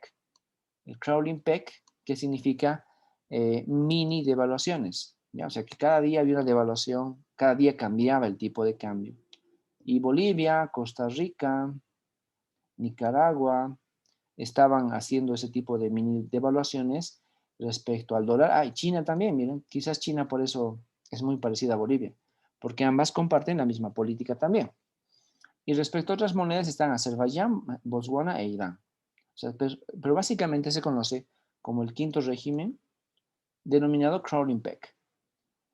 Ahora, ese sexto es bastante interesante. Es el sexto régimen cambiario que los países pueden decidir adoptar. Nos dice que es una flotación manejada sin trayectoria anunciada. O sea, hay que leer bien el título y tratar de imaginarnos qué es lo que nos quiere decir. O sea, cuando es flotación manejada, quiere decir que el Banco Central está administrando el tipo de cambio. Ya la autoridad monetaria, el Banco Central del país, es el que va a definir cuánto va a ser el tipo de cambio hoy y cuánto va a ser el tipo de cambio mañana. O sea, hay una autoridad que define cuánto va a ser ese tipo de cambio. Y además, como nos dice sin trayectoria anunciada, significa que es un tipo de cambio demasiado libre. El Banco Central puede cambiar a su gana, o sea, a su interés, a su decisión propia, el valor del tipo de cambio. Y algunos países que conocemos, está aquí, por ejemplo, Colombia, un país latinoamericano conocido, Guatemala también, otro país de interés nuestro, y quizás encontremos a Paraguay y Perú, y Uruguay. Creo que ahí terminan los latinoamericanos por lo menos. Entonces, miren, esos países, incluido Perú, es bastante interesante lo de Perú, pues depende mucho de su banco central. Ya, su autoridad monetaria es la que define cómo va a ser el tipo de cambio y ya saben, no tiene por qué seguir una trayectoria. O sea, no es que siga una trayectoria como esto, con bandas ni nada. O sea, a veces sube, a veces baja. Ahí sí, todo depende de la autoridad gubernamental. Si el gobierno que entra, digamos, es un nuevo gobierno, pues ese nuevo gobierno decidirá cómo quiere mover el tipo de cambio. ¿Quiere subir o quiere bajar? Definirá básicamente. Pero si cambian de gobierno, es muy probable que el cambio de gobierno haga lo mismo. Defina su propia política cambiaria también. Y luego aparece una flotación independiente que, bueno, es muy parecida a la anterior, que básicamente nos dice que ellos son los que definen cómo va a ser su tipo de cambio. Y claro, normalmente esperamos que ese tipo de cambio tenga así de alguna manera alguna trayectoria, ¿no? A diferencia de esta, que es en trayectoria anunciada, esta es una flotación independiente, pero que sí, de alguna forma mantiene cierto tipo de evolución, ¿no? Y va evolucionando por ahí también libremente. Y aquí tenemos, por ejemplo, Alemania, ¿se acuerdan? Es una potencia económica hasta el año 99 más o menos, cuando luego asumió la zona euro. Brasil también, que de alguna forma nos dice que tiene una moneda bastante estable. Está el Canadá, por ejemplo, Corea, está España, Estados Unidos mismo. O sea, Estados Unidos no respecto al dólar, obviamente, pero Estados Unidos respecto a otras monedas. Está también, miren, Francia, o sea, Japón. La mayor parte de los países ricos están aquí con flotación independiente. ¿Por qué? Porque sus monedas son tan fuertes que no tienen por qué depender de otros países, ¿no? Así como Bolivia depende de alguna forma del dólar. Si el dólar cambia, los bolivianos a veces nos sentimos ahí nerviosos, pues en esos otros países no pasa lo mismo, ¿no? Chile incluido. Chile tiene realmente una moneda, aunque es 500 a 1, pero es muy fuerte. Y ellos saben muy bien cómo quieren manejar su propia evolución. Esta puede ser algo así como la zona VIP, ¿no? O sea, los países más representativos están ahí y evidentemente son también los países más fuertes. Está Holanda, está Reino Unido, miren, Reino Unido, está Suecia, Suiza inclusive. Ese es más o menos el rincón de los VIP en términos monetarios. Y ahí ven que tenemos 7 alternativas. Y cada alternativa es una política diferente que cada país va asumiendo, ¿no? Y ahí está. Entonces, un punto que nos interesaba que ustedes conozcan, chicos, es justamente este escenario de los tipos de regímenes cambiarios, ¿no? Otra vez me voy a la misma pregunta del día de ayer. ¿Qué es lo que hace que el tipo de cambio fluctúe, que suba o que baje? Pues mira aquí, miren chicos, hay por lo menos 7 formas de responder, ¿no? Desde la primera, que nos dice que el tipo de cambio no se va a mover porque ni siquiera tengo moneda. El tipo 2, que nos dice que el tipo de cambio se va a mover solo si cambia la caja de convertibilidad. Y el 3, que me dice que no va a moverse porque es un tipo de cambio fijo y por lo tanto lo voy a mantener fijo, así sea lo que tengan que ser muchos sacrificios, ¿no? La 4 me dice que depende porque estoy actuando con bandas. Siempre que esté por arriba o por abajo, pues ya ahí me voy a preocupar y voy a empezar a aplicar mis medidas correctivas. Pero si no estoy ni en la banda alta ni en la banda baja, voy a dejar que fluctúe, ¿no? O sea, ahí es una decisión más propia del mercado y por lo tanto el gobierno no hace mucho, a menos que me queden las bandas. Y luego el crawling peg, que es algo así como un compromiso de mini devaluaciones, ¿no? Cada día va a devaluarse y la gente por lo tanto sabe que así va a ser. Y en ningún momento debería aparecer una sorpresa como un gran cambio en la devaluación. Bueno, el crawling peg es sobre todo para esos países que han sido, por ejemplo, rescatados en los años 80 de las crisis económicas que tuvieron y que ahora están tratando de generar confianza en los inversores, ¿no? Los inversionistas extranjeros quieren que su dinero se mantenga en buenas manos. Y una forma de que aparezcan las buenas manos es que los países tengan sistemas de tipo de cambio creíbles. Y el crawling peg era bastante creíble porque te dabas cuenta que cada día había una mini devaluación de un centavito y por lo tanto podías anticipar más o menos errores, pero podías anticipar cómo iba a ser la evolución futura, ¿no? Y ahí van. Así que por eso es que ayer no pude responder, porque evidentemente, chicos, no es sencilla la respuesta. Aquí tengo 7 formas de responder. Ok, aquí hay luego una comparación entre, bueno, los regímenes cambiarios, pues, cómo han ido evolucionando. Nos dice cuántos países asumieron qué tipo de regímenes cambiarios, ¿ya? Y cómo es que han sido esos regímenes. Por ejemplo, entre fijaciones, o sea, tipo de cambio fijo, tipo de cambio flexible, o sea, con libertad de movimiento, o una fijación intermedia, o sea, entre fijo y flexible, ¿no? Entre todos los países, cómo es que estos han ido, clasificándose. La tabla 8.3 es más para que ustedes analicen el número de países por régimen y veamos ahí que, claro, hay regímenes fuertes, flexibles e intermedios. Y ya, claro, nosotros elegimos acá justamente cuáles son los fuertes y cuáles son los flexibles, ¿no? Por ejemplo, el 1 es un tipo de cambio fuerte porque tu tipo de cambio siempre es 1, ¿no? Y ese no va a cambiar, hagas lo que hagas. El 2 también es muy fuerte porque te estás obligando a mantener tanto dólar o tanta divisa extranjera como tu moneda la tengas en circulación. Y el 3 también es muy fuerte porque estás obligándote a mantener el tipo de cambio fijo y que no pueda cambiar. Por más de que la actividad económica empiece a subir o a bajar, tú no puedes cambiar tu tipo de cambio. Así que esos son los fuertes. Los que están intermedios serían estos dos, ¿no? El 4 y el 5. Pues básicamente el 4 y el 5 son intermedios porque el 4 fluctúa con bandas y todos ya conocemos la banda. Sabemos cuál es el máximo, cuál es el mínimo. Y el 5, que es crawling peg, pues básicamente sabemos que hay valores que podemos anticipar. Si hoy es 6.96, es muy probable que mañana sea 6.97. Y es muy probable que pasado mañana sea 6.98. Entonces, es un término intermedio donde hay cierta flexibilidad, pero también hay cierta rigidez en el tipo de cambio. Y el 6 y el 7, los últimos dos, terminarían siendo los regímenes más flexibles. Porque, bueno, en el caso, por ejemplo, del 6, o sea, la autoridad monetaria es la que decide. Nadie le está obligando a cambiar. La autoridad monetaria sabe qué es lo que va a hacer y su propio criterio le manda a tomar decisiones y los realiza. Y la última, la 7, que es principalmente economías poderosas en el país, en el mundo, pues indica que básicamente esas economías poderosas saben qué es lo que van a hacer con su tipo de cambio, qué es lo que les conviene sobre todo, ¿no? Porque si les conviene subir el tipo de cambio, lo van a hacer. Si les conviene bajar el tipo de cambio, también lo van a hacer. No hay un país o alguna autoridad que les diga que no lo hagan, ¿no? O sea, como es flexible y además son grandes economías, pueden cambiar libremente sus tipos de cambio y es más, lo han hecho continuamente.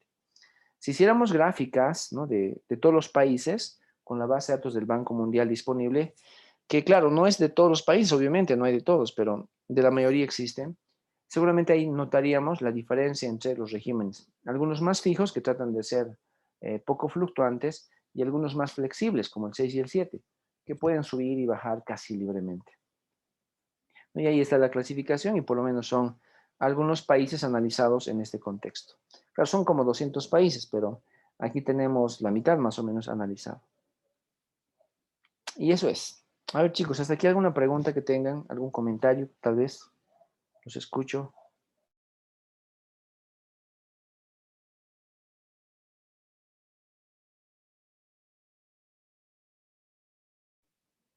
Ok, vamos con la parte teórica. Ya algunas consideraciones teóricas de los tipos de cambio. Esos no son regímenes, ya son básicamente como las precisiones que existen en el léxico de los tipos de cambio. La primera dice, el tipo de cambio fijo, ¿ya? Puede en algún momento convertirse, puede convertir a la moneda en inconvertible. Y es bastante complicado eso. A ver, ¿a qué hacemos referencia? Imaginemos nuestro país, ¿ya? Bolivia tiene un tipo de cambio 6.96 por dólar. Significa, en teoría, así a nivel bastante hipotético, que no tenemos librecambistas, ¿ya? No hay librecambistas. Y por lo tanto, todos intercambiamos nuestros bolivianos por dólares en casas de cambio oficiales, en bancos oficiales y en cualquier institución que el Banco Central regule o por lo menos tenga tu visión. Y entonces ahí es una parte, en este escenario es una parte eminentemente institucionalista. El Banco Central domina a las casas de cambio y el Banco Central también está a la par de todo lo que son los bancos privados. ¿Ya? El Banco Central domina la parte financiera, eso me voy. Pero un buen día, el Banco Central puede querer no convertir más la moneda y nos dice, ok, el tipo de cambio es 6.96, pero hoy día, a partir de hoy, ya no cambiamos más dólares por monedas locales, por bolivianos en este caso. Bien, entonces, automáticamente, cuando un tipo de cambio fijo, pues, no se cumple, no es que voy a cambiar el tipo de cambio que, digamos, es 6.96 a 7 o a 8 o lo voy a bajar. Simple y llanamente, el Banco Central deniega la operación, ¿ya? Y si yo necesitara dólares, pues, ni modo, mala suerte por mí, porque si yo necesito dólares y voy al banco a querer cambiar, a querer comprar, pues el banco no me va a vender. Esa es una realidad bastante rara, pero es una realidad al final de cuentas, donde los países pues pueden tener problemas de esa naturaleza. Y le ha pasado a la Argentina, el año 2001, cuando hubo este corralito. Evidentemente les había comentado antes que la autoridad monetaria pues les obligó a los bancos privados a ni siquiera devolverles sus propios ahorros a los argentinos. Entonces, toda la moneda extranjera estaba siendo usada por el propio Banco Central. O sea, no quería que la gente use esa moneda. Ahora, ¿qué pasa cuando hay falta de convertibilidad? O sea, cuando no soy capaz de convertir mi moneda local en moneda extranjera. Pues esto genera los mercados paralelos. Bolivia ha sufrido, por si acaso, esta falta de convertibilidad, pero no como lo hizo la Argentina.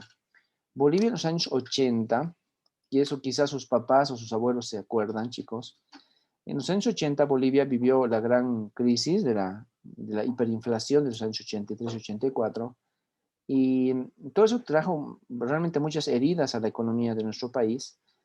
Y en ese periodo, cuando no había dinero para pagar sueldos y todos, la gran parte de la actividad económica dependía de la minería y no teníamos minerales para vender porque realmente seguíamos sacando a pala y picota el mineral, mientras en otros países lo sacaban con camiones y con tractores.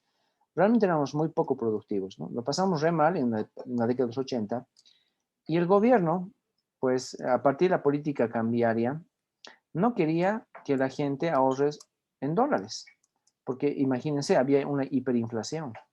O sea, el nivel de precio subió hasta 23.000%. Es algo muy parecido a decir que algo que hoy día te compras con un boliviano, mañana te compras con 23.000 bolivianos. Más o menos es la idea, pero no es tan simple, obviamente, pero va por ahí. Entonces, como la moneda del boliviano empezó a perder tanto su valor, la gente quería ahorrar en dólares, porque sabían que el dólar no iba a perder su valor. Y si yo no quiero perder mis ahorros de toda la vida, no quiero perder mi riqueza, lo mejor sería entonces usar dólares.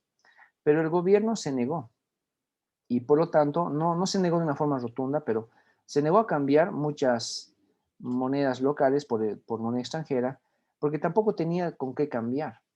Y eso provocó mercados paralelos. Y desde entonces, de los años 80 en adelante, es que es común ver en muchas esquinas de nuestras ciudades, pues librecambistas. Y ojo que eso no solamente se da en La Paz, Cochabamba, Santa Cruz, ¿verdad? Si ustedes se van a Sucre, se van a Potosí, se van a Oruro, Tarija y demás, en cualquier departamento podemos encontrar librecambistas. Es que se ha vuelto una condición de un mercado paralelo que no es oficial por si acaso, o sea, no está regulado, pero que está vigente, ¿no? Miren, 30 años después, casi 40 años ya, 35 años después, y esos mercados paralelos están bien plantados en nuestras ciudades. Pero ojo, eso se dio porque Bolivia era un país insolvente, no tenía dinero para pagar nada, ni siquiera tenía dólares para cambiarnos moneda local por dólares. A ese nivel hemos llegado. Y por eso se tuvo que habilitar los mercados paralelos. Y el mercado paralelo es evidentemente los librecambistas, ¿no? Así que una precisión y una peculiaridad de los tipos de cambios justamente es, a veces puede haber falta de convertibilidad, lo cual ya saben puede generar mercados paralelos que luego son difíciles de regular y también son difíciles de eliminar. Ahora, el siguiente elemento dice, ¿no? Bueno, hay tipos de cambio fijos, ya per se, así que son fijos y no tienen por qué cambiarse, pero también hay tipos de cambio ajustables, ya un tipo de cambio fijo y un tipo de cambio ajustable. Pues eso significa que a veces el tipo de cambio puede ser fijo y realmente quedarse como fijo a largo plazo, una década, 2 décadas, algo así, como la Argentina en los años 90, y esa es una realidad, ¿no? El tipo de cambio fijo se va a mantener en un peso por un dólar y así va a ser en adelante. Y nadie puede hacer nada más. A eso le estamos llamando un tipo de cambio fijo duro. Pero a veces los países, como hemos visto en la lista, hay varios países de tipo de cambio fijo, ¿se acuerdan? En el número 3, pues a veces los países dicen que van a tener tipos de cambio fijos, pero se llaman tipos de cambio fijos blandos, ¿ya? ¿Por qué blandos? Es que si bien es fijo, en algún momento del tiempo va a cambiar para poder ajustarse a la actividad económica del país. Ya, o sea, ahí sí es como si estuviéramos disimulando cierto tipo de flexibilidad del tipo de cambio. Así que puede haber ese tipo de escenarios. Ahora, ojo que sigue siendo fijo, o sea, seguimos manteniendo la promesa de que ese precio se va a mantener a largo plazo. Alguna vez voy a cambiarlo, pero esa alguna vez va a ser muy poco, por si acaso. Por eso es que sigue siendo tipo de cambio fijo, solo que es de tipo blando. Diferente sería el caso de decir que es un tipo de cambio flotante o flexible, porque el tipo de cambio flotante o flexible, chicos, ese sí cambia, digamos, todos los días. Y tiene que cambiar. Y es más, su objetivo es cambiar. Entonces, no confundamos el tipo de cambio ajustable, fijo ajustable, con un tipo de cambio flotante, ¿ya? El ajustable es realmente así, se ajusta, pero a largo plazo. En cambio, el flotante se ajusta casi cada día, ¿ya? La frecuencia de cambio es la que nos debería permitir diferenciar al tipo de cambio duro, al tipo de cambio ajustable y al tipo de cambio flotante, bajo estas ideas. Y luego nos dice que a veces también hay tipos de cambio que se fijan de forma unilateral, ¿ya? Y también hay tipos de cambio que son de tipo cooperativo, ¿ya? Entonces son otra vez especificidades de los tipos de cambio. La unilateral, que ya sabemos de qué se trata por el propio nombre, y la cooperativa, que también entendemos de qué se trata por su propio nombre. Por ejemplo, la unilateral es la que nosotros tenemos con Estados Unidos. O sea, pónganse a pensar en la autoridad de nuestro país, en la autoridad monetaria de nuestro país. Los del Banco Central decidieron fijar 6,96 bolivianos por $1, pero nunca le pidieron permiso a los Estados Unidos, ¿verdad? Ni tienen por qué hacerlo, la verdad, o sea, no va por ahí. Pero a los Estados Unidos no les interesa la política monetaria de nuestro país, porque nosotros podemos subir, podemos bajar, podemos hacer lo que sea con nuestro tipo de cambio, pero Estados Unidos no se va a ver afectado en absoluto, ¿ya? O sea, nosotros, Bolivia, asume una fijación unilateral, ¿no? Nos interesa fijar nuestra moneda con la moneda de Estados Unidos y listo. Estados Unidos no tiene que hacer nada, ¿verdad? Ellos ni siquiera se pueden dar por enterados porque no les interesa. Y el otro caso es un tipo de cambio cooperativo, donde evidentemente eh, los tipos de cambio tratan de coordinarse entre sí. Bolivia también forma parte del tipo de cambio cooperativo, pero no de una forma muy fuerte. Sé que chicos que ustedes en algún momento han oído hablar de la Comunidad Andina de Naciones. Bueno, se aplica más a aranceles, ¿no? Pero igual hay en las reuniones hablan de tipos de cambio, ¿no?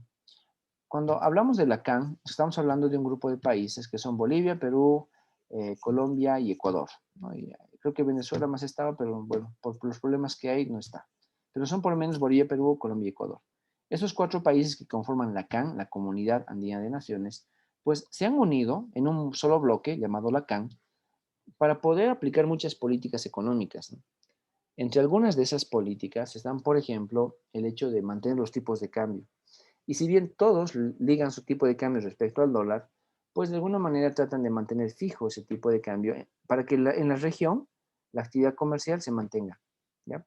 No es muy específico, pero por lo menos hay cierto tipo de relación. Donde sí se dio con mayor fuerza el tipo de cambio cooperativo fue justamente en Europa.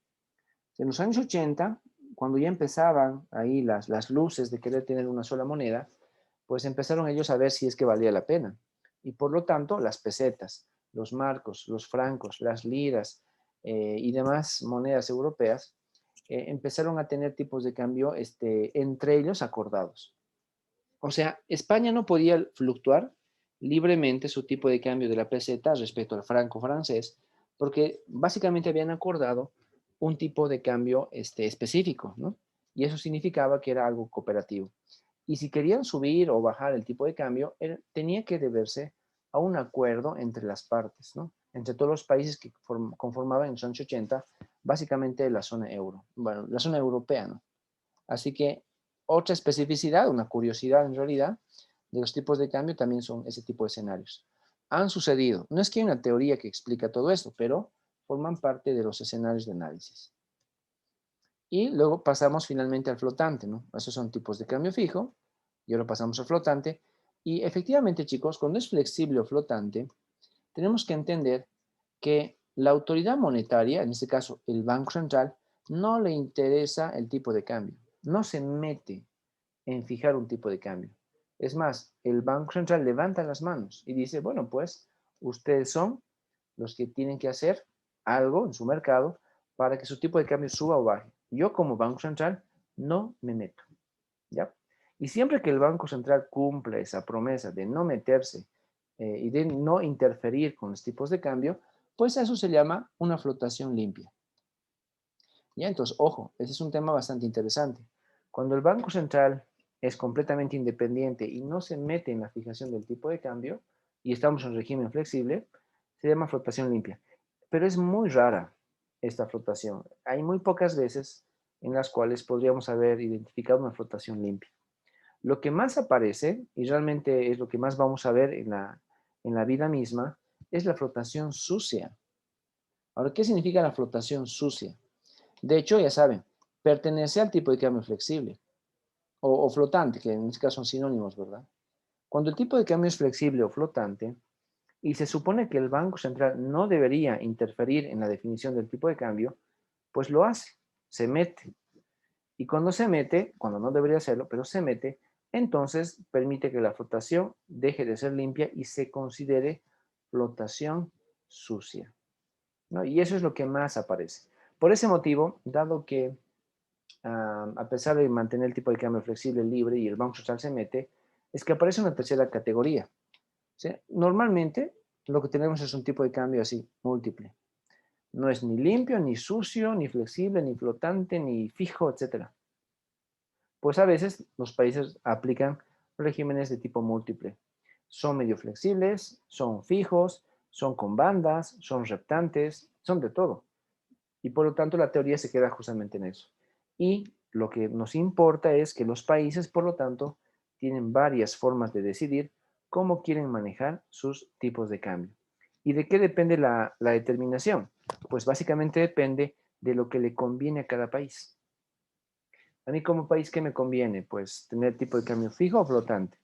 Mucha gente dice, chicos, eso les dejo también como un comentario, mucha gente dice que preferimos tener un tipo de cambio fijo.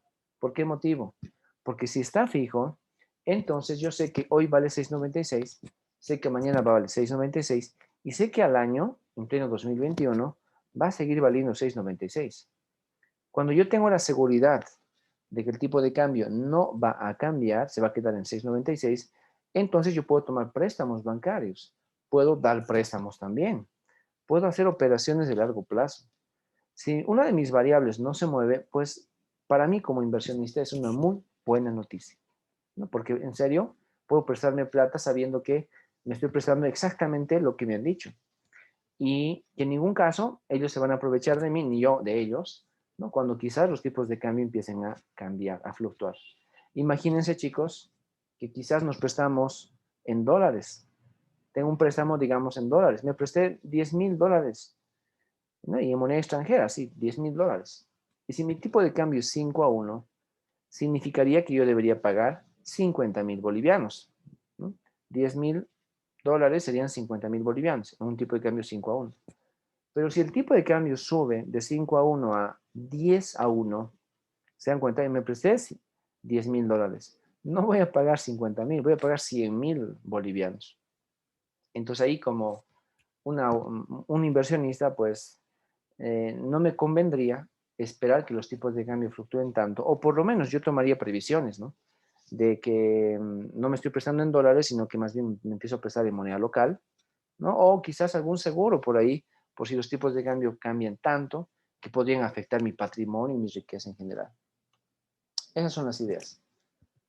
Ahora, hay algunas terminologías que vale la pena también manejar para este tipo de escenarios. Y una de esas interesantes es esta, que aparece aquí. Miren, el tipo de cambio se llama la letra E, ¿ya? El tipo de cambio oficial, que es el que he graficado de la base de datos del Banco Mundial, chicos, ese es la letra E. Si el tipo de cambio es fijo, pero permitimos un ajuste, le llaman devaluación, ¿ya? Ojo, el tipo de cambio es fijo, pero se puede ajustar, ¿se acuerdan? Si mi tipo de cambio fijo se ajusta, al ajuste le llamamos la devaluación. Pero si por el contrario no tengo un tipo de cambio fijo y más bien tengo un tipo de cambio flotante, entonces en vez de aplicar la devaluación, estaríamos aplicando la depreciación. Así que mucho ojo, ¿no? En este caso, lo que estamos identificando es la forma teórica de representar la denominación del tipo de cambio. Si el tipo de cambio empieza a subir, se llama devaluación bajo tipo de cambio fijo o se llama depreciación bajo tipo de cambio flotante. Algunos docentes, pues realmente he visto que le dan mucha importancia a esta diferenciación, así que vamos a hacer lo mismo. Así que chicos, les pido por favor, a partir de ahora, solo pueden usar la palabra de evaluación si estamos bajo un régimen de tipo de cambio fijo. Y también solo podemos hablar de depreciación si estamos en regímenes de tipo de cambio flotante, ¿no?, o flexible. ¿Ya? Esa va a ser básicamente nuestra idea. Por lo tanto, lo que estamos identificando ahora es la forma de referirnos a los cambios de E, sabiendo que E es el tipo de cambio oficial de nuestro país. Por ejemplo, en Bolivia es 6,96 bolivianos por $1. Eso es E para nosotros. ¿De acuerdo? Y claro, también vale la pena ver lo contrario. Si no es devaluación, va a ser una revaluación, siempre y cuando hablemos de tipo de cambio fijo. Y si no es una depreciación, va a ser una apreciación. Igual, siempre que hablemos de tipo de cambio flotante o flexible. ¿Ya? Esa es la idea. Y no se olviden, siempre les dije y se repetió varias veces, si el tipo de cambio empieza a aumentar, o sea, ahora vale 6,96, mañana 7, pasado 8, significa que la moneda local es más débil. ¿Ya? Se los dije hace rato, y bueno, pues ahora se los digo otra vez. Cuando el tipo de cambio empieza a subir, es un indicio de nosotros para indicar que nuestro país tiene una moneda cada vez más débil. ¿Ya? Esas son las ideas. Y bueno, aquí vamos a ver algún tipo de ejemplos. Si tengo un tipo de cambio fijo, ¿por qué motivo el Banco Central debería intervenir en el mercado de divisas? O sea, ¿cuál sería la razón? Una de las principales sería que el Banco Central no tenga reservas de divisas, ¿no? Hablan de divisas como si fueran dólares, euros, yenes, DEX y demás. Así que cuando el tipo de cambio fijo, chicos, ya no se puede mantener, porque el Banco Central no tiene con qué cambiarte tu moneda local por la moneda extranjera, entonces el Banco Central tiene que levantar las manos y devaluar su moneda. ¿Ya? Ese es un caso bastante caótico. O sea, me voy otra vez al hecho de que, imagínense que Bolivia realmente asume el tipo de cambio fijo como política. O sea, ahora es una coincidencia, ¿se acuerdan? Pero ¿qué pasaría si Bolivia dice, a partir de ahora, mi tipo de cambio se va a mantener fijo y punto? ¿Qué es lo que está haciendo la autoridad monetaria en ese entonces? Pues se está comprometiendo ante nosotros, la población, en que siempre que nosotros querramos $1, deberíamos darle 6,96 bolivianos, ¿ya? Y yo puedo comprar todos los dólares que quiera y le voy a dar a cambio 6,96, ¿ya? Esa va a ser la idea. Y por lo tanto, siempre que nosotros veamos ese tipo de escenarios, el Banco Central está obligado a cumplirnos. Pero ¿qué pasaría si el Banco Central se queda sin dólares? Miren, yo, ustedes, todos en general, hemos ido a los bancos y hemos comprado dólares. A cambio le hemos dado moneda local. Entonces, nuestros bolivianitos se han ido a guardar a las bóvedas y al mercado hemos sacado dólares. Y encima los dólares los estamos guardando bajo el colchón. ¿Ya? O sea, el dólar está en manos del público. El Banco Central se ha quedado sin dólares. ¿Y qué pasa en ese momento? Pues como la autoridad monetaria no tiene con qué pagar la compra y venta de dólares, porque sus dólares se acabaron, solo le queda eliminar el tipo de cambio fijo y pasar a un tipo de cambio flotante, donde el Banco Central ya no tiene por qué vendernos nada, sino que nosotros tendríamos que conseguirnos de donde podamos. Entonces, esa es una situación que en breve vamos a analizar, me refiero al capítulo siguiente, y que ustedes tienen que recordar continuamente, ¿ya? Cuando hagamos la ISLM de economía abierta, chicos, tenemos que recordar muy bien este escenario. Cuando yo tengo un tipo de cambio fijo, el Banco Central necesita divisas, necesita reservas internacionales, dinero extranjero, para mantener el tipo de cambio. Si se acabara las reservas internacionales y no tendría con qué hacer el cambio con la moneda extranjera, entonces el Banco Central está obligado a eliminar el tipo de cambio fijo y cambiar ese tipo de cambio, o sea, devaluar la moneda. Y en el peor de los casos, cambiar de régimen. Ya no va a estar en un régimen fijo, ajustable, sino que va a estar en un régimen flexible, ¿no? Y esas son decisiones que básicamente el Banco Central tendría que hacer. Ahora, la otra situación, o sea, si es el tipo de cambio fijo, la otra situación es el tipo de cambio flexible. Y evidentemente, como les dije ya hace rato, y se lo repito ahora, cuando hay un tipo de cambio flexible, el Banco Central no tiene por qué meterse. Es más, no lo debería hacer. Aunque lo haga, no debería hacerlo.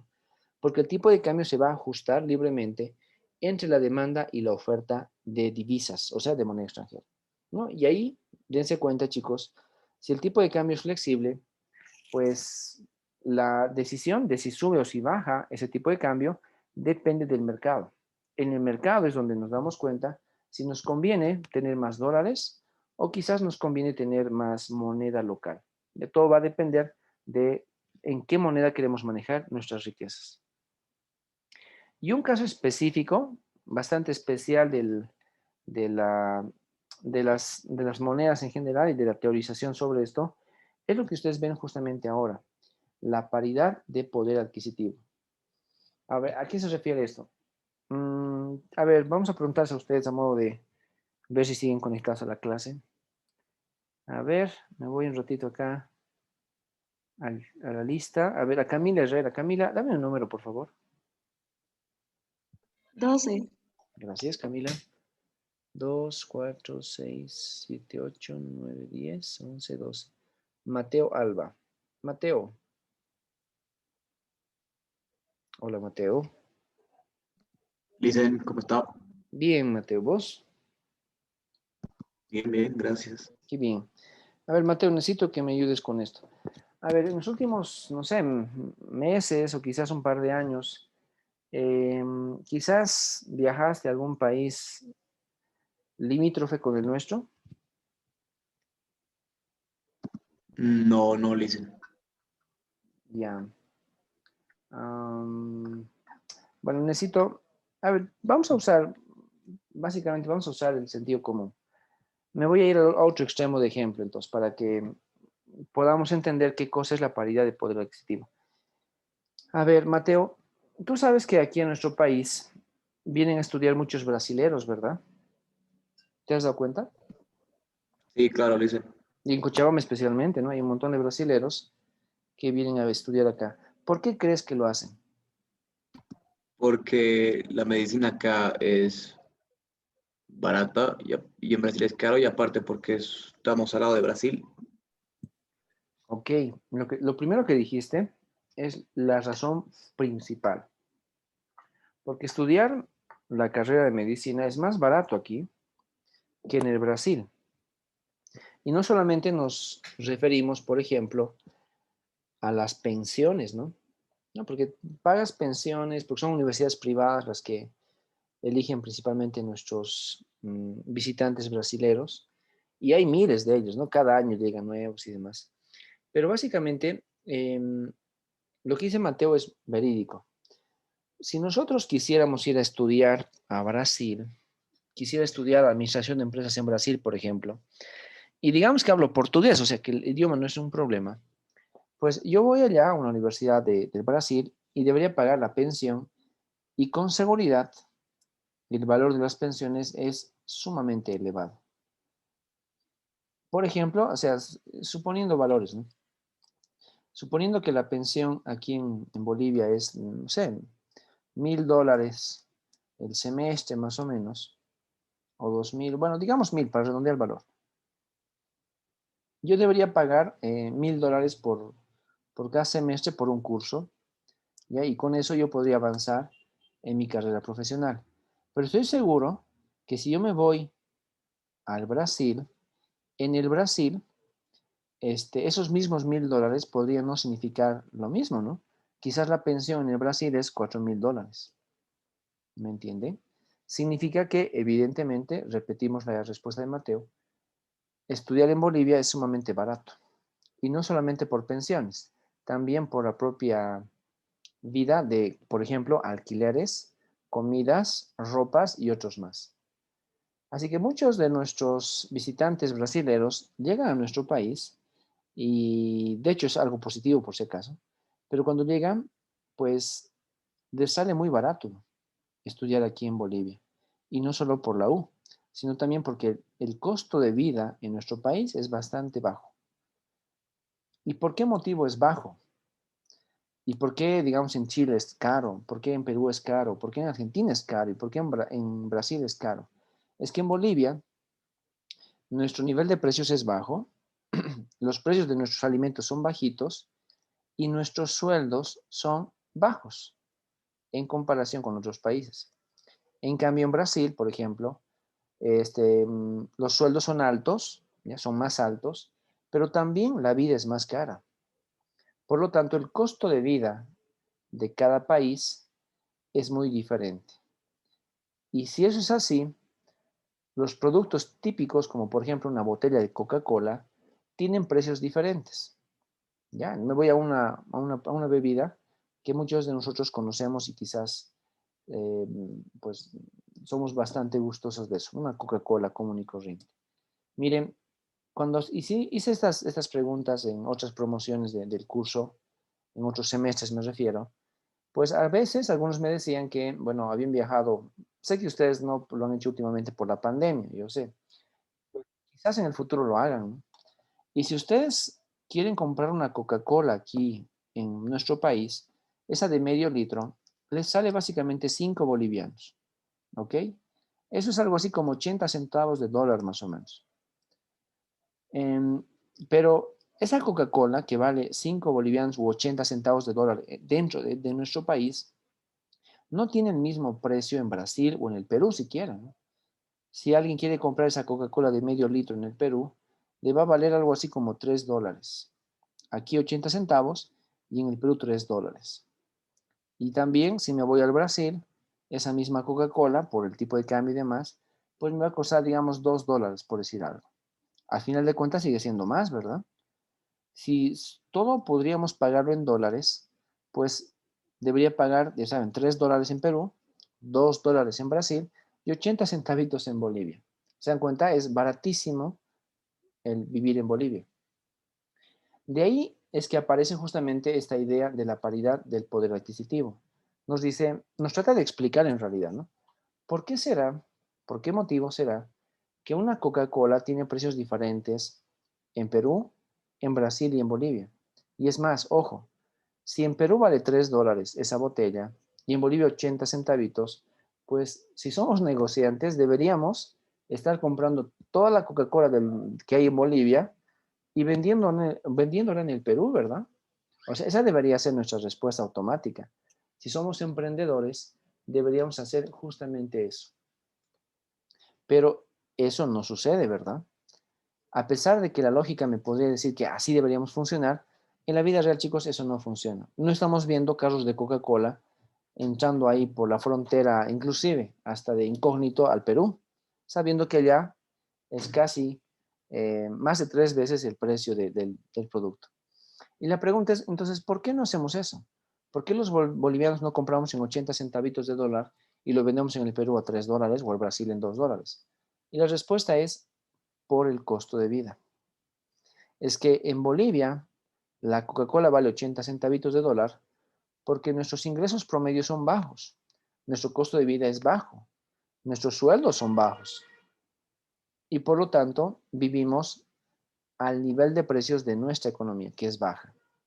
En cambio, en el Perú, pues ellos tienen precios más altos, tienen costos más altos, tienen sueldos más altos y solo por eso la Coca-Cola también tiene un precio más alto, vale 3. Entonces, el costo de vida, chicos, es finalmente el que nos dice cómo está la idea de ir de un país a otro país y tratar de mantener su estilo de vida.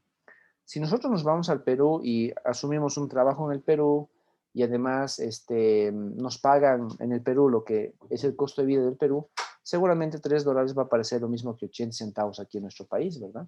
O sea, ahí sí vamos a ver que las cosas son exactamente iguales. Entonces, ese ejemplo que les propongo es justamente el que está detrás de eso que ven ustedes en la pantalla, la paridad del poder adquisitivo. Y empieza justamente con la primera frase. Nos dice, es la ley de un solo precio. Ley de un solo precio. Porque se supone que si esa Coca-Cola es única y tiene la misma botella, el mismo sabor, el mismo ingrediente, aquí en Bolivia, que en Perú y aquí en Brasil, entonces el precio debería ser el mismo. Y a pesar de que el precio nominal no es el mismo, el precio real sí lo es. Y por eso aparece esta fórmula. La fórmula me dice que P con asterisco es el precio, el nivel de precios del extranjero, ¿no? Digamos, en moneda de ese país. La P solita es el nivel de precios local de nuestro país. Y E, como saben, es el tipo de cambio de mi moneda respecto a la moneda de ese país. O sea, no es respecto al dólar, es respecto a la moneda de ese país. Por ese motivo, entonces, si yo sé que evidentemente en $3 puedo comprar la Coca-Cola en el Perú, es porque quizás el costo de vida y el nivel de precios del Perú es 3 veces más el nuestro. Y por lo tanto, si yo quisiera comprar, yo soy peruano y si quisiera comprar en Bolivia, no, pues ya sé que allá en Bolivia vale casi un tercio, menos de un tercio una Coca-Cola. ¿Pero por qué? Porque su costo de vida también es menos de un tercio del mío. Y si yo soy de Brasil, pues pensaría básicamente lo mismo, ¿ya? De eso se trata esta idea de la paridad del poder adquisitivo, de poder homologar todos los precios a nivel internacional. Y si ustedes hacen la prueba con esas fórmulas que son bastante simples, pues de alguna manera sí se cumple esa paridad. Pero no es una ley, ¿no? Simplemente es una aproximación teórica. Y la razón de por qué no es una ley esto de la PPA es porque omite los costos de transporte, ¿no? O sea, si quisiera vender Coca-Cola hecha en Cochabamba, en el Perú, tendría que irme hasta Lima, Perú, por ejemplo, pues son 2 días de viaje, ¿no? Y 2 días de viaje en un camión involucra mucha plata. Tengo que alquilar el camión, contratar un chofer, pagar gasolina y demás, aduanas y demás. O sea, al final de cuentas puede ser que el costo de transporte sea tan elevado que no me permita comparar. Así que la paridad de poder adquisitivo es interesante, pero omite los costos de transporte. Es como si tuviéramos una máquina teletransportadora que nos transporta automáticamente de Bolivia al Perú y a Brasil y Argentina y así. Bajo ese supuesto, esta ecuación sí funciona. ¿Ya? Así que es una variante de los tipos de cambio, pero es una variante teórica bastante relevante, ¿no? Que justifica que por qué en ciertos países ciertos productos valen más que en otros, a pesar de que es el mismo producto y a pesar de inclusive de que somos vecinos. Ahí está alguna idea, miren, ojo que es un esquema teórico, no se olviden, o sea, no es tan realista, porque tiene muchos supuestos, ¿no? O sea, de que no hay barreras naturales, me refiero a ríos, a cerros, a lejanías, ¿no? Tampoco hay barreras artificiales, que no hay aranceles, no hay restricciones de calidad y demás, ¿no? Y que evidentemente todos los productos se transan en mercados mundiales, o sea, donde el precio es conocido por todos y que no puedo cambiar mi precio de un día para otro. Y que además, ojo, lo que estoy intercambiando es una Coca-Cola equivalente aquí y allá. O sea, de hecho es un modelo bastante interesante, pero esas son sus debilidades, ¿no? De que son elementos que tenemos que sí o sí tomar en cuenta. Aquí hay un ejemplo de cuando se cumple el tipo de cambio, bueno, la paridad de poder adquisitivo, pero más allá de eso nos dicen, pero ojo, al margen de la paridad del poder adquisitivo, hay otro elemento más relevante, más interesante aún, que se desprende de la ecuación. Voy a volver otra vez acá a la ecuación, miren, es el precio local, que es igual al tipo de cambio por el precio internacional, o sea, del extranjero. Ya, vean esa fórmula, chicos. Y con esta fórmula, comparen esta otra fórmula. O sea, es como si el nivel de precios que estaba aquí lo hubiéramos pasado a dividir. Y en el numerador sigo teniendo el tipo de cambio E, bueno, ahora está en minúscula, pero es el tipo de cambio, afectado por el precio internacional. Y el P que estaba aquí en vez de R, pues lo hemos pasado a dividir. Y ahora este es un indicador bastante diferente. Este indicador que les muestro acá se llama el tipo de cambio real. No es paridad de poder adquisitivo. Se basa en la ecuación, pero no es. No es el tipo de cambio oficial, por si acaso, porque E es el tipo de cambio oficial.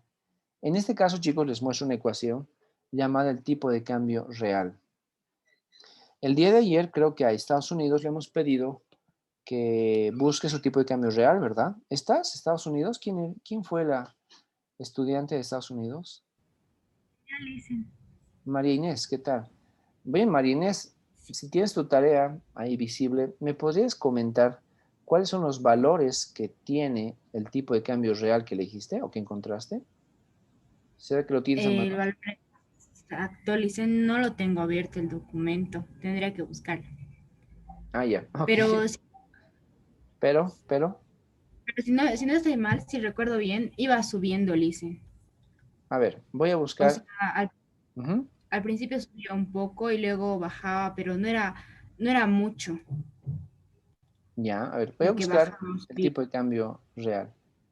Era tipo de cambio real. Ahí va. Miren cómo cambia, ¿no? Bolivia y Chile. Bolivia y China. Miren cómo ha cambiado la variable. Vamos a ver de Bolivia, cómo va. En base 100. Ok. Miren, quiero que noten esto, ¿no? Nuestros tipos de cambio fluctúan normalmente hacia una base específica. A ver, creo que nos dice acá. El tipo de cambio real es el precio de una divisa en relación con la otra. Aunque el tipo de cambio en realidad. Y el tipo de cambio oficial hace referencia al tipo de cambio determinado por las autoridades nacionales. Ok, hasta ahí todo bien. Ok, no es el tipo de cambio real en sí. Eso es el tipo de cambio real efectivo. A ver, voy a tratar de encontrar el tipo de cambio real, chicos. Cambio, vamos a poner cambio. Tipos de cambio. Aquí está en PPA, o sea, es paridad de poder adquisitivo, por si acaso, hay formas de verlo. Cambio real. Este Google a veces no ayuda nada. No, no me ayuda nada. Bueno, voy a abrir la base de datos de Bolivia. No me acuerdo dónde la dejé. Creo que la dejé con ustedes aquí en... Ustedes son macro. Y la borré, no la tengo. Se las pasé ayer, ¿se acuerdan? Creo que se las pasé aquí. Y no me acuerdo dónde se las pasé. Bueno, voy a descargar otra vez, chicos. Bien, les quiero mostrar justamente esta variable que ven aquí, porque quiero que hagan una tarea con eso. Quiero que ustedes calculen. Si no la encuentro en la base del Banco Mundial, la van a calcular ustedes, ¿ya? Así que veamos eso. Es datos, Banco Mundial, país. Sé que ven mi pantalla, así que me voy a Bolivia. Voy a descargar otra vez mi base de datos. Y descargamos en Excel. Ahí está, el Excel. Otra vez. Conservar. Y abrimos la base de datos. Bueno, están viendo lo que estoy haciendo. Entonces, básicamente, chicos, quiero que busquen. Ya, ojalá encontremos. Y si no, van a tener una tareita al respecto.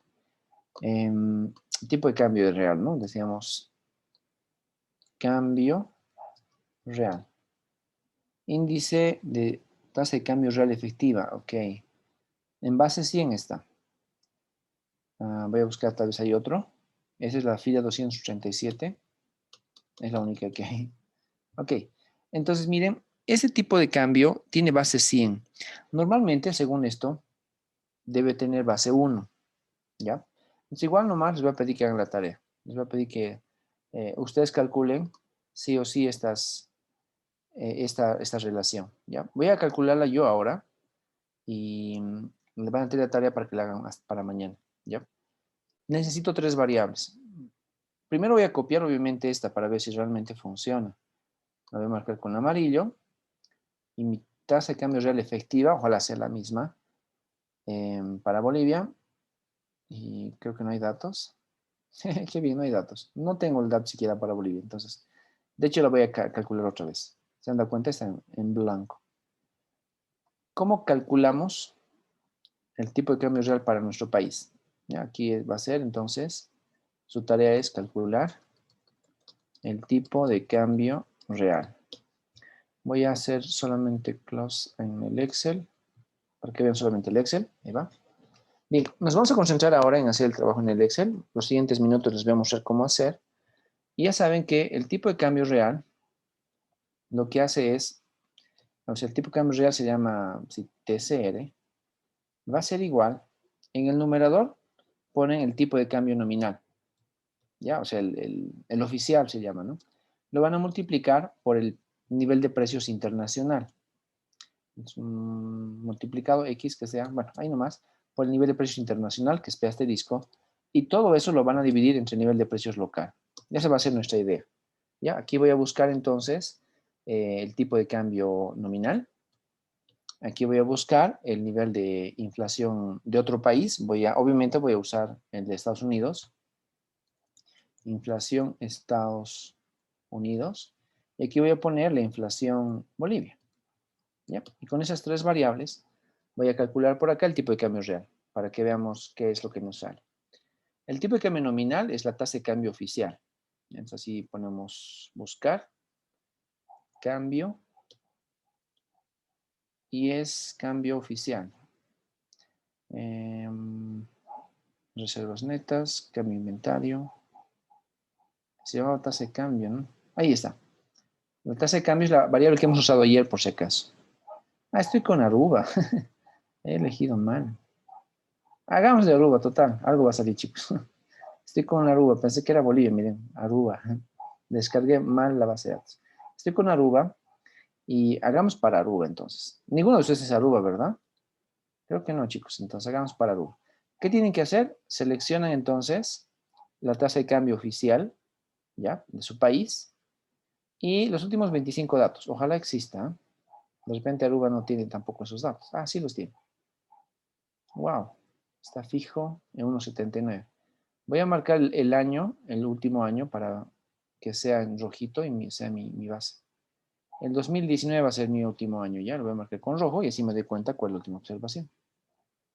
Ahora me voy al tipo de cambio de Aruba. Vamos a ver cómo está Aruba.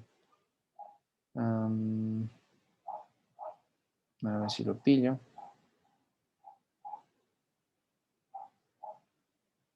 Ahí está. Ok, 2019 era ese, ¿no?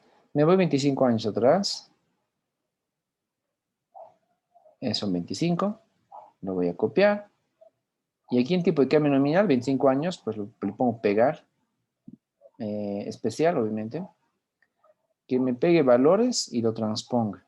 Ya si se vuelve en vez de fila, se vuelve columna. Y ya está. Bueno, es bastante interesante. El tipo de cambio no ha variado. 1.79.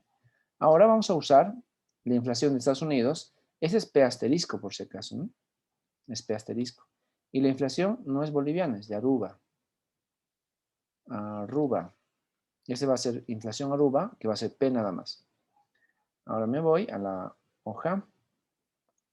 Y aquí busco entonces inflación.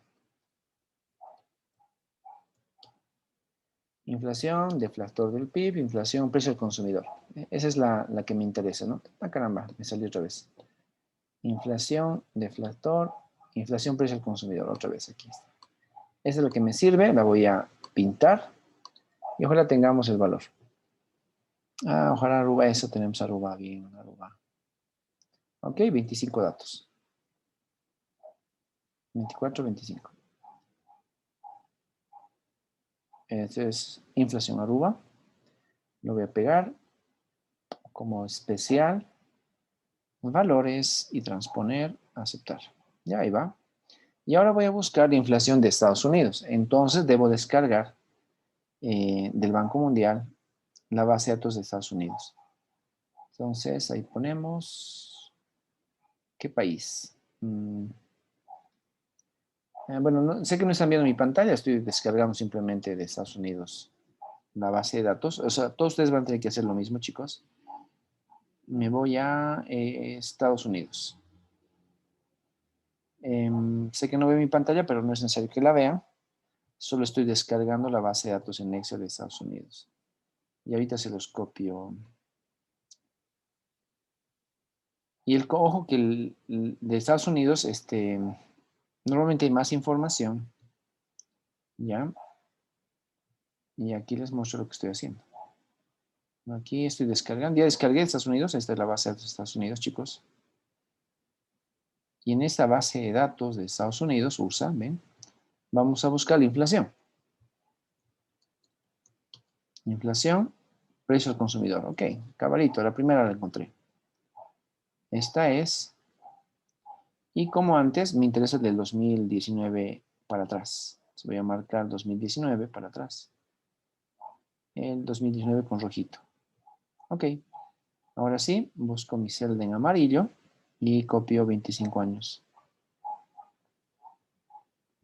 Ahí está. Esta es la inflación de Estados Unidos y copiamos 25 observaciones. 24, 25. Bueno, ahí está, estoy copiando y lo voy a pegar aquí. Y le pongo pegado especial, valores, transponer y listo. Bien, ahora, ¿cuál es el tipo de cambio real de Aruba? ¿No? Tipo de cambio real. Notarán por la fórmula que es igual a el tipo de cambio nominal multiplicado por la inflación en Estados Unidos y todo dividido entre la inflación de mi país. ¿Ya? Sigan la fórmula y listo. Y ahí está, 1.49. La voy a proyectar, los 25 datos. Ok, wow, me salen barbaridades. Y le voy a pedir que grafique todo esto.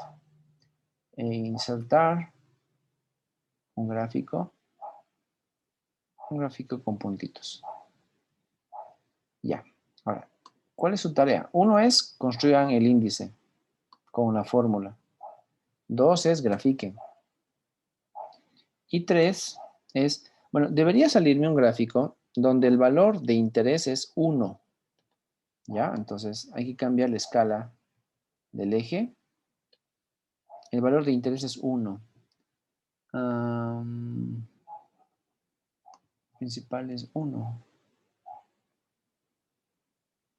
Mínimo 6, 8, a ver qué tal sale con eso. Ahí está, ya le cambié la escala. El objetivo de este análisis es básicamente que siempre estemos centrados en 1. Es más, bueno, en el Excel le voy a pedir que haga todo en 1, ¿no? O sea, podemos pedirle que compare con unos y van a ver que el grafiquito les va a salir así, con unos también. Bueno, estiramos de una vez el 1. Ahora le pido al gráfico que lo incluya el 1. Y ya, listo. Entonces construyen su índice y 2 hacen este gráfico. Y la idea es que ustedes comparen en qué periodos la línea azul está por encima de 1 y en qué periodos está por debajo. ¿Ya? Y lo más interesante quizás, cuenten, ¿no? ¿Cuántos periodos estuvieron por encima y cuántos por debajo? Sabiendo que son 25 observaciones. Ahora, ¿qué significa comparar que sea arriba o que sea abajo y demás? Pues vamos a la diapositiva. Miren, en la diapositiva, chicos, cuando ustedes construyen el índice del tipo de cambio real, me dicen, si el tipo de cambio real es igual a 1, entonces dice que hay paridad de poder adquisitivo. Los bienes que compramos en Aruba son equivalentes a los bienes que podemos comprar en Estados Unidos. Ya eso es una igualdad de poder adquisitivo. Pero, ¿qué pasaría si el valor del tipo de cambio real es mayor que 1? ¿No? Han visto que había mayor que 1. En ese caso, la interpretación dice lo siguiente. Si L es mayor que 1, entonces los bienes de Estados Unidos son más caros. Y por lo tanto, los bienes de nuestro país son más baratos. O sea, imagínense un bien común y corriente que podemos vender en Estados Unidos y podemos vender en Aruba. Me voy a poner a pensar en algo que producimos, digamos, en Aruba, piñas. Una fruta, una piña, ¿ya? Entonces, en Estados Unidos producen piñas, ¿no? Hay piñas que producen en ese país y las venden. En Aruba también producen piñas, ¿ok? Pero la piña es la misma, o sea, no hay diferencia en la piña, no hay calidad en la piña, es exactamente la misma piña. Pero si la piña es producida en Estados Unidos, vale, digamos, $2. Pero si la piña ha sido producida en Aruba, vale $1. ¿Se dan cuenta? ¿Dónde es más caro? En Estados Unidos. Entonces, los bienes del extranjero son caros, valen $2. Obviando, obviamente, el tema de costos de transporte. ¿Se acuerdan? No tomamos en cuenta costos de transporte. En Aruba, la piña vale $1. Y la pregunta es, ¿qué hacemos? Pues nos conviene exportar más, porque si omitimos el costo de transporte, Pues evidentemente, nosotros como Aruba exportamos a Estados Unidos más, más piñas, ¿ya? Y les vendemos en $1 y ellos nos van a comprar las piñas y nos van a comprar en $1. Porque ellos no van a poder vender su producción, dado que ellos su producción es muy cara, vale $2. Por lo tanto, siempre que el tipo de cambio real sea mayor que 1, nos indica que nosotros somos más competitivos que el otro país, en este caso Estados Unidos. Y por lo tanto, nos conviene ser exportadores. Ahora, ¿qué pasaría si el tipo de cambio real es menor que 1? Ya es 0 punto algo, menor que 1. En ese caso nos dicen que si el tipo de cambio real es menor que 1, los bienes del extranjero van a ser más baratos y por lo tanto nos conviene importar porque comprar de afuera es más barato que producir nosotros. Ese es un golpe muy duro en contra de la industria nacional y por lo tanto somos menos competitivos. ¿Ya? Esta es la forma de interpretar ese gráfico que acabamos de hacer. ¿Me entienden? Así que siempre que sea mayor que 1, somos más competitivos y deberíamos exportar más. Es más, hemos exportado más. Y siempre que sea menor que 1, pues somos menos competitivos y en vez de exportar, hemos comprado de fuera. Nuestros empresarios no son tan ágiles como los de otro país, no son tan buenos y por lo tanto nuestra producción es muy cara. Y preferimos importar y por lo tanto nosotros nos dedicamos a hacer otras cosas. No vamos a producir piñas. ¿Me entienden? Ojo que, claro, como estamos hablando de países, no hablo de un producto, hablo de toda la producción del país. Y esa debería ser la forma en la cual generamos nuestras conclusiones. ¿Ya? Así que eso es, chicos. Les voy a poner eso como tarea para mañana y bueno, ya tienen 22 horas para hacer esa tarea. Construyan su tipo de cambio real, aquí está la fórmula, e interpreten básicamente en qué periodos tenemos igualdad, en qué periodos somos más competitivos y en qué periodos somos menos competitivos. Y me lo suben para mañana hasta el inicio de nuestra clase. ¿Ok? Preguntas, jóvenes. Dicen, ¿cómo buscó el cambio nominal? Le puse tipo de cambio. Y se llama tipo de cambio oficial. No se llama nominal, eso sí. Hay que corregir ese nombre. Tipo de cambio oficial. Buscas eso y te sale. Gracias. Ok, jóvenes. Por favor, a modo de cerrar nuestra clase el día de hoy, en el chat pongan presente para ir registrando su asistencia.